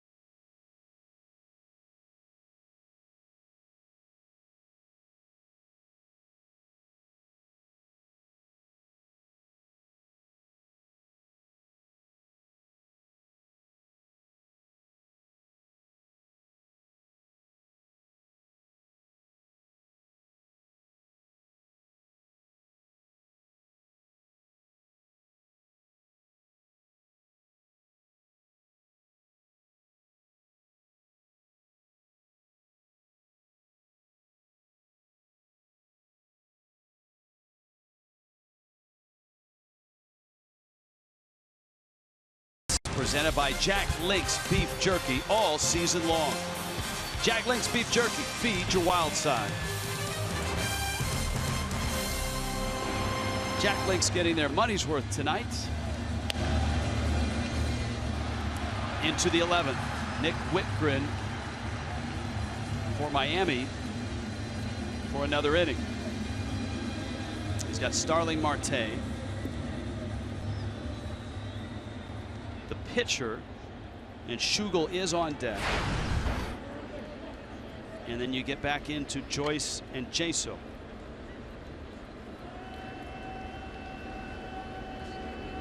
If the Pirates could map this out, they'd want Marte on and Schugel trying to bunt. Hopped up the bunt, and Real Muto spinning as it dropped behind him. That's tough for a catcher. You see the ball up and you're not sure if it's in front or behind. Watch the reaction. And it doesn't give you time to figure out which way it's going because it's not that high of a pop-up. That play's not made very often. Marte, an 0 for 4. Pulls that one foul. John Tuitu. Looked like he stayed at his post. I don't know that he left it. All the men and women of Fox Sports Florida working hard in extra innings.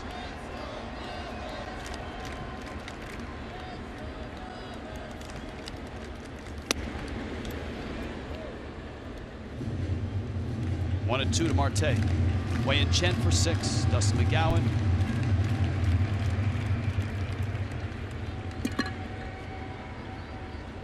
Marlins staying away from David Phelps and AJ Ramos. And down goes Marte. All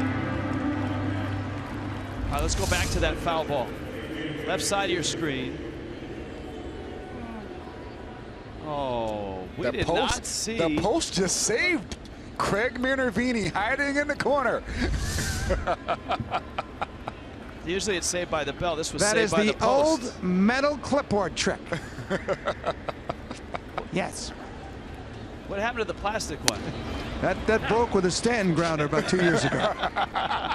So you decided to go metal? We got metal. Metal on metal. Rebarb is next if this doesn't last. Now Schugel can swing it. He had a home run in the minor leagues. He takes a healthy rip at that. Counts 0-2.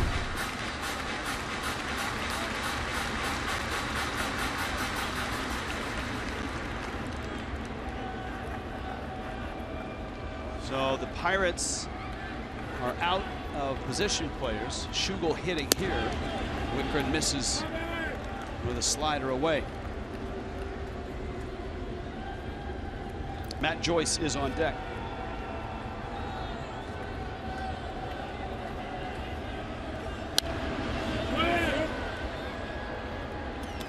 Well, he's getting his money's worth up there, taking some good hacks. Tony Watson is up. Watson usually an 8th inning guy, and that's another one of the oddities about tonight. It was Mark Melancon who worked the 8th, and the Pirates were down a run. Schugel strikes out. Whitgren has retired all 5 that he's faced. He's looked sharp, thrown strikes, been around the strike zone, mixing up his pitches, putting guys away.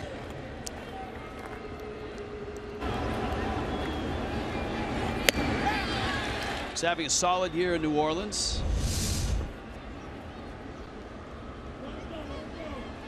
Actually better than solid. A 1.42 ERA in 10 appearances. Here's Joyce, and boy, has he been a pain in the neck for Miami. 2-run double tonight brought the Pirates within a run. 2-run single last night late tied the game at 2.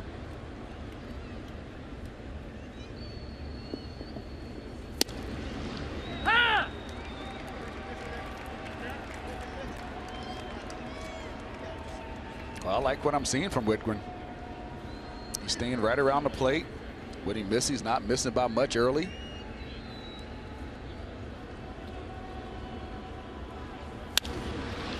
To left, Yelich in and there and makes the catch. All 6 that he faced. Nick Whitgren retires. And the Marlins go to the bottom of the 11th in a 3-3 game. Realmuto, Echeverria, Rojas.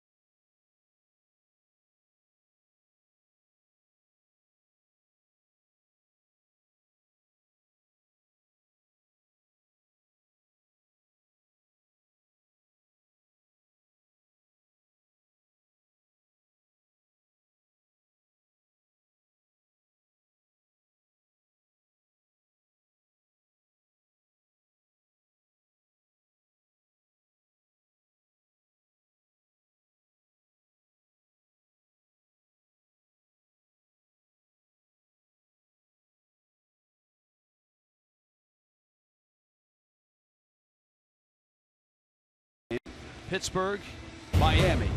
Wei-Yin Chen, way back when this thing started, was on it tonight. A great night tonight. 100 pitches, 6 innings pitched, 3 walks, but more importantly, he kept the Pirates hitters off balance.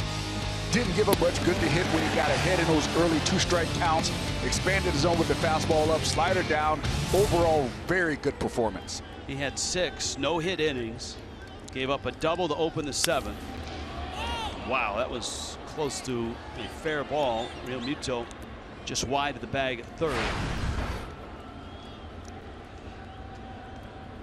Realmuto, Echeverria, and then Rojas against A.J. Schugel. It's down low. Chen lost his no-hitter in the 7th, and he was out after the next batter when he walked Chris Stewart. Dustin McGowan came in, got 2 outs, but gave up the 2-run double to Joyce. Both runs charged to Chen. Good sink on that.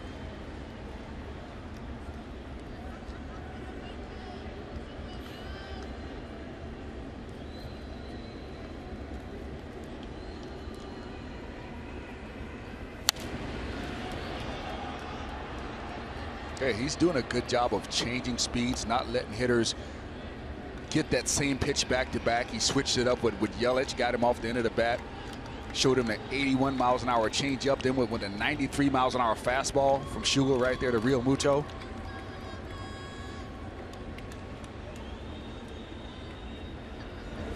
And there's another changeup. Yep, righty on righty. And that great sink. Realmuto strikes out. Schugel's 2nd inning.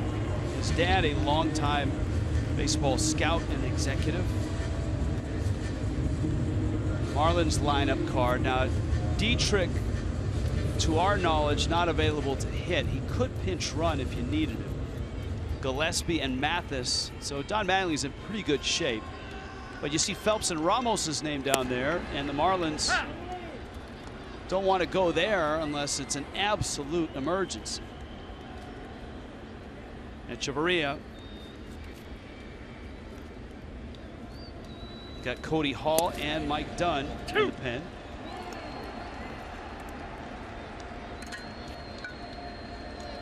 Whitgren is 2 hitters away, or his spot, I should say. See if Schugel throws that changeup with 2 strikes.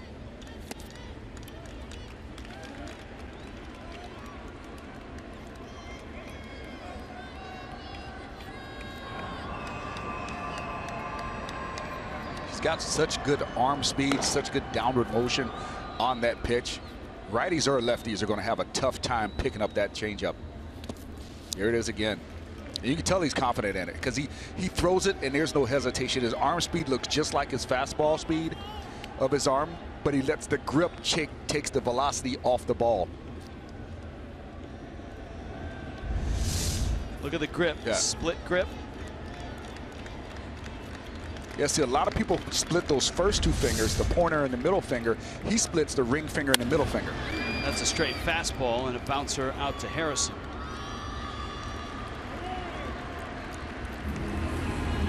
And so 2 outs. Here comes Rojas. Cole Gillespie is on deck.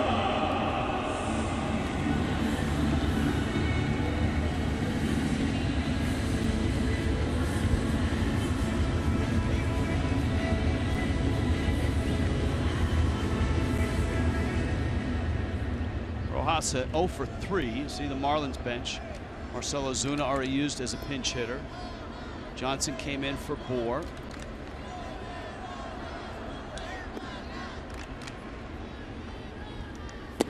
And a breaking ball misses down low.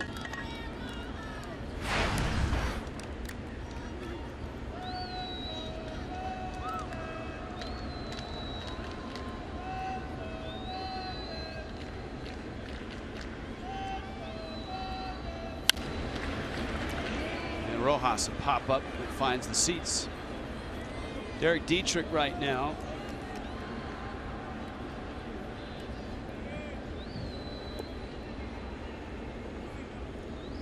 Just kind of, I'm sure, hoping he can do something to help the ball club. I would expect the only thing he could do is pinch run. But interestingly enough, he had both batting gloves on. That's something that, you know, it's a difference. Maybe he is pinch running possibly, but when you got on both batting gloves, it's usually a hitter's thing. But I can't imagine he's feeling good enough to hit right now. 2. Then when you're facing a guy like Schugel, the first thing you want to know is, well, how hard does he throw? What's the velocity of this reliever? Then what's his out pitch? And right now, I got to say it's that split that acts like a changeup. I got to say that's his out pitch.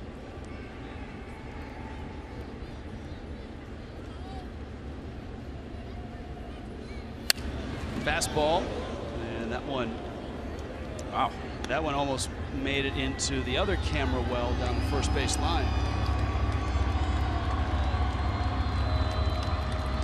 That almost got the Pirates post-game host.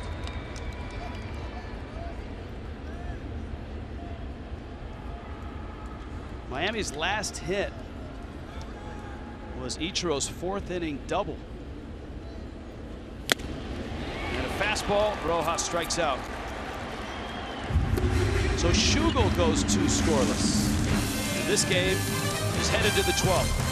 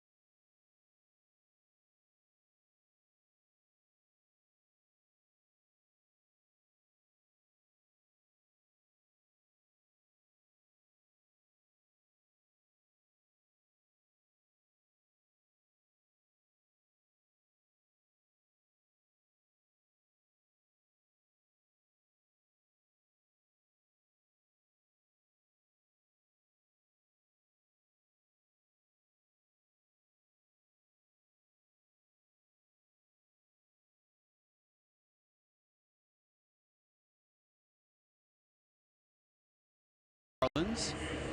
If you're a baseball fan, you need to get the all-new Fox Sports app. Highlights, interviews, injury updates, scores, instant alerts on your favorite teams and rivals. Download it now in the App Store, Google Play, or visit foxsports.com/app. Nick Wittgren has thrown 25 pitches. And here he goes into the 12th. It's his third inning of relief. John Jaso, Josh Harrison, Sean Rodriguez.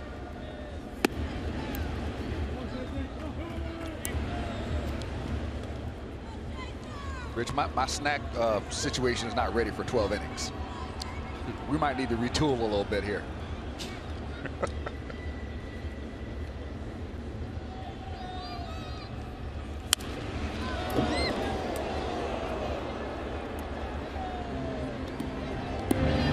Well, both teams are getting some quality innings out of bullpen arms that normally aren't lined up for the back of a ball game. Wittgren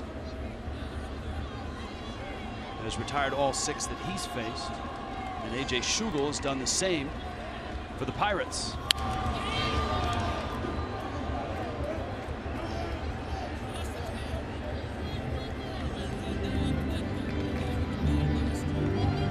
Well, this one may come down to who doesn't beat themselves. You know, who doesn't walk guys, who doesn't hit batters, who doesn't make errors, who doesn't make mental mistakes.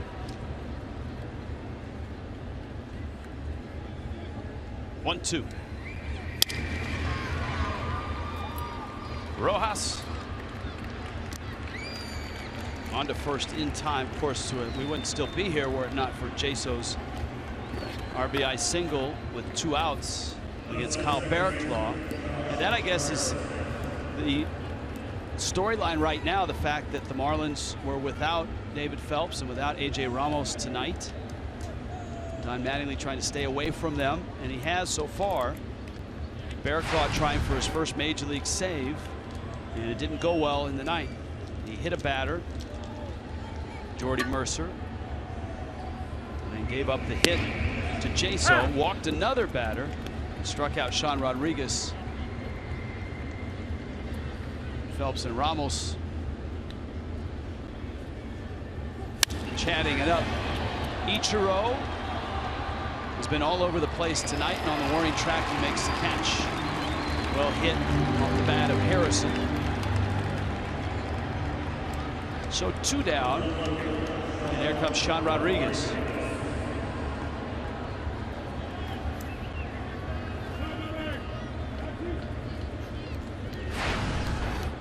Harrison has hit about 3 balls right on the nose tonight. And the only time he got on base was a base on balls in the 9th. Rodriguez doubled in the 8th, struck out in the 9th. When the Pirates get home early tomorrow morning, they've got the Angels waiting for them tomorrow night. Echeverria on to first. Nick Wittgren retires all 9 he faces. Outstanding stuff for the young right-hander.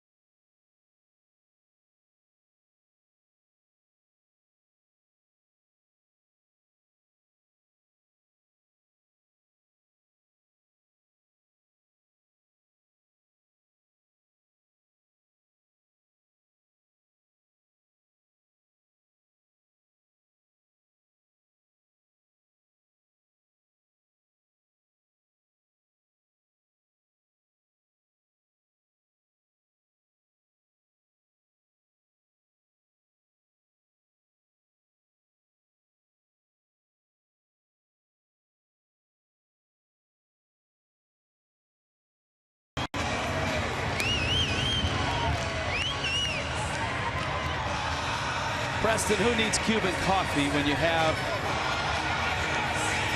the energy team?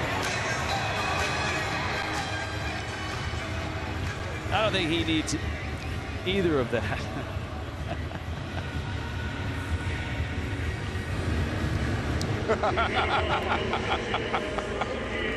He would like to hit. Well, after he got his thumbs knocked off yesterday by Garrett Cole, I don't think he wants to hit right now. And you know what? The senior sluggers are still here. They were in uniform, en masse, and have been in their seats and been watching this for the whole ball game. Schugel continues. Well, a few sluggers have headed back, but most of them still in uniform and still watching. Oh, they're still into it too.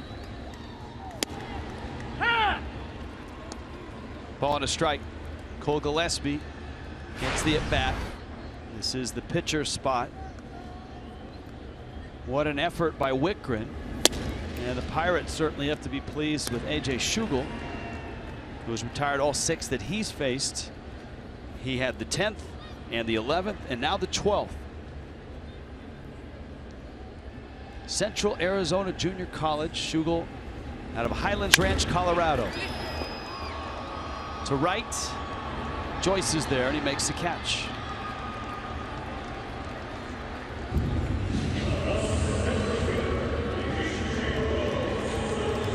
So Gillespie is out number 1. Here is Ichiro now.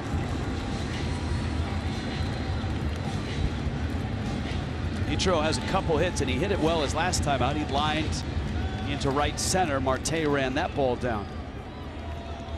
See Schugel joining Jared Hughes, Mark Melancon, Neftali Felice. Marlins got all 3 of their runs off of Juan Nicasio.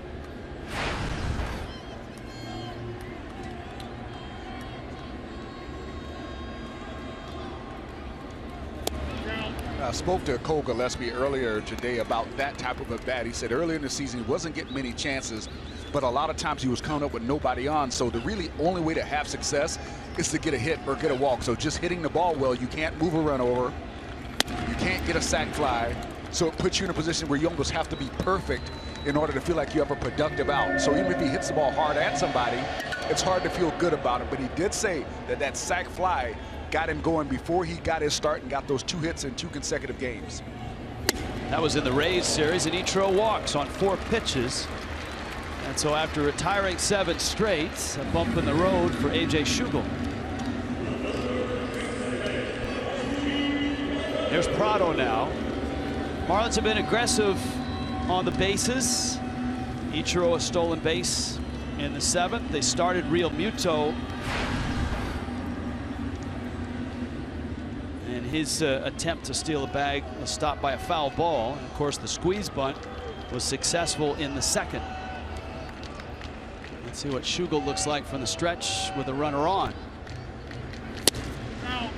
It's out. And it's 1-0. Well, if Ichiro's thinking about going now, this is money bag time. This is, you need that bag to get in scoring position. See if you can pick up something off this pitcher. Maybe try to pick up one of those split fingers or run on. Yeah, that's the pitch. If you could choose, that's the one. There it is. A lot of times when catchers are good, though, a lot of them have learned over the years that some guys get out there on first base, and while you get your lead, you can take your peek in. If you look at the rotation and spin, how that ball just dies. You get your lead, you can take a peek in. If the catcher's legs are a little bit wide open, but see how close he's got him there? That's a good job by the catcher, making sure he's keeping that sign tucked deep in there. Prado uncharacteristically came out of his shoes on that split change. There he did. Long look at Lenny Harris. See, Stewart isn't a really big guy, but the guys that you get like that are like the big guys, like used to be like Eddie Perez or Mike Piazza, those big, really big guys. It's hard for them to get those legs closed.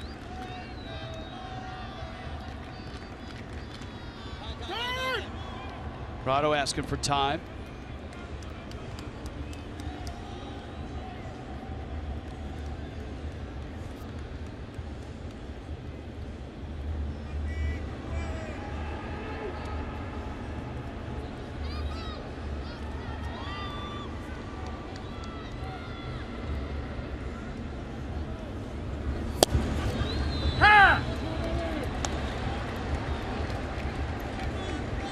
at the knees and plenty of the plate.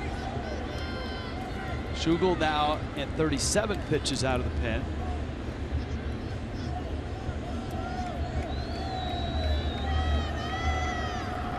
Schugel, a starter most of his career.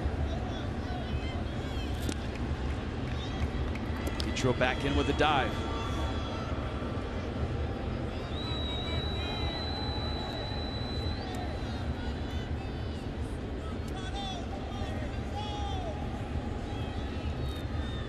Yelich up next.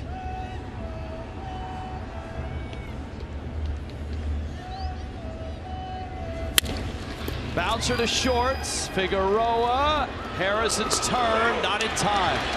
Prado beats it. And that buys it at bat for Yelich near the bottom of the 12th.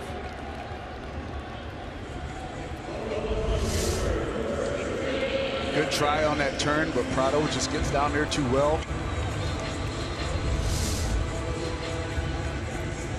Yelich was the first guy to face Schugel in the 10th. And remember, Schugel threw him that split change. Yelich was on it, but just got it off the end of the bat, and his fly ball landed in the glove of Joyce on the warning track and right.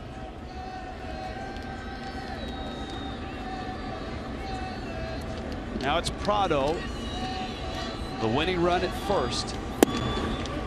Yelich takes down low.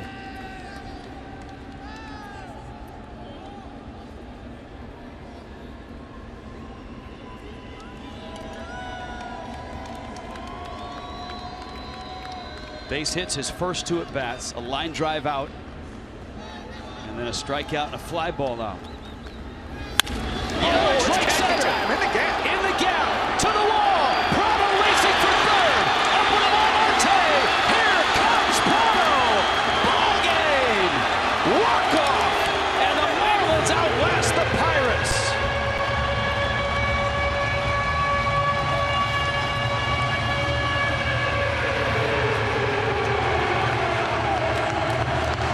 Christian Yelich ends it.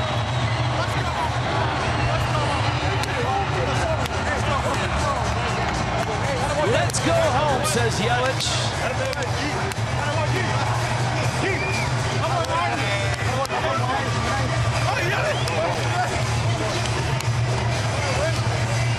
And the Marlins impressively take 3 of 4 from the Pirates. That was a loud double in the gap.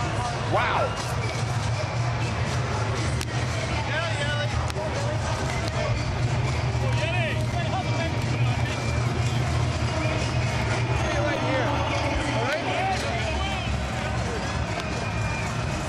And in 12, Miami wins it. Let's go down to Craig Minervini. Craig? All right, yes, it took a little longer than you would have hoped, Christian, but a great series. How about that last at bat for you? Just trying to put a good swing on the ball and, found a gap and Martin's able to score. There's nothing like the moment of a walk-off win for you guys. Yeah, that was awesome. Witt kept us in it, 3 solid innings, and, we were able to push one across. What does this series mean to you as a ball club? Pittsburgh comes in first night, Christian. They blow you out of the building. They're one of the top teams, certainly in the National League. And here you come back in the 3-game, win the series, 3-1. I think it says something about the Marlins. What do you think? Yeah, that's a good ball club over there. And they've been a good ball club for the last few years. So for us to play them hard, tough, that's something positive for us. And we need to build on it and, take it into the next series. This club has been able to hang in through injuries, through slumps, through whatever. The pitching has picked it up. When you look at how this ball club's coming around, this is the 1/3 mark of the season.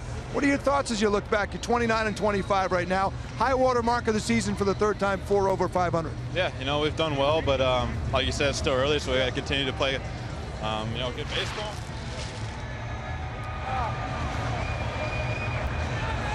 David Phelps got him, guys.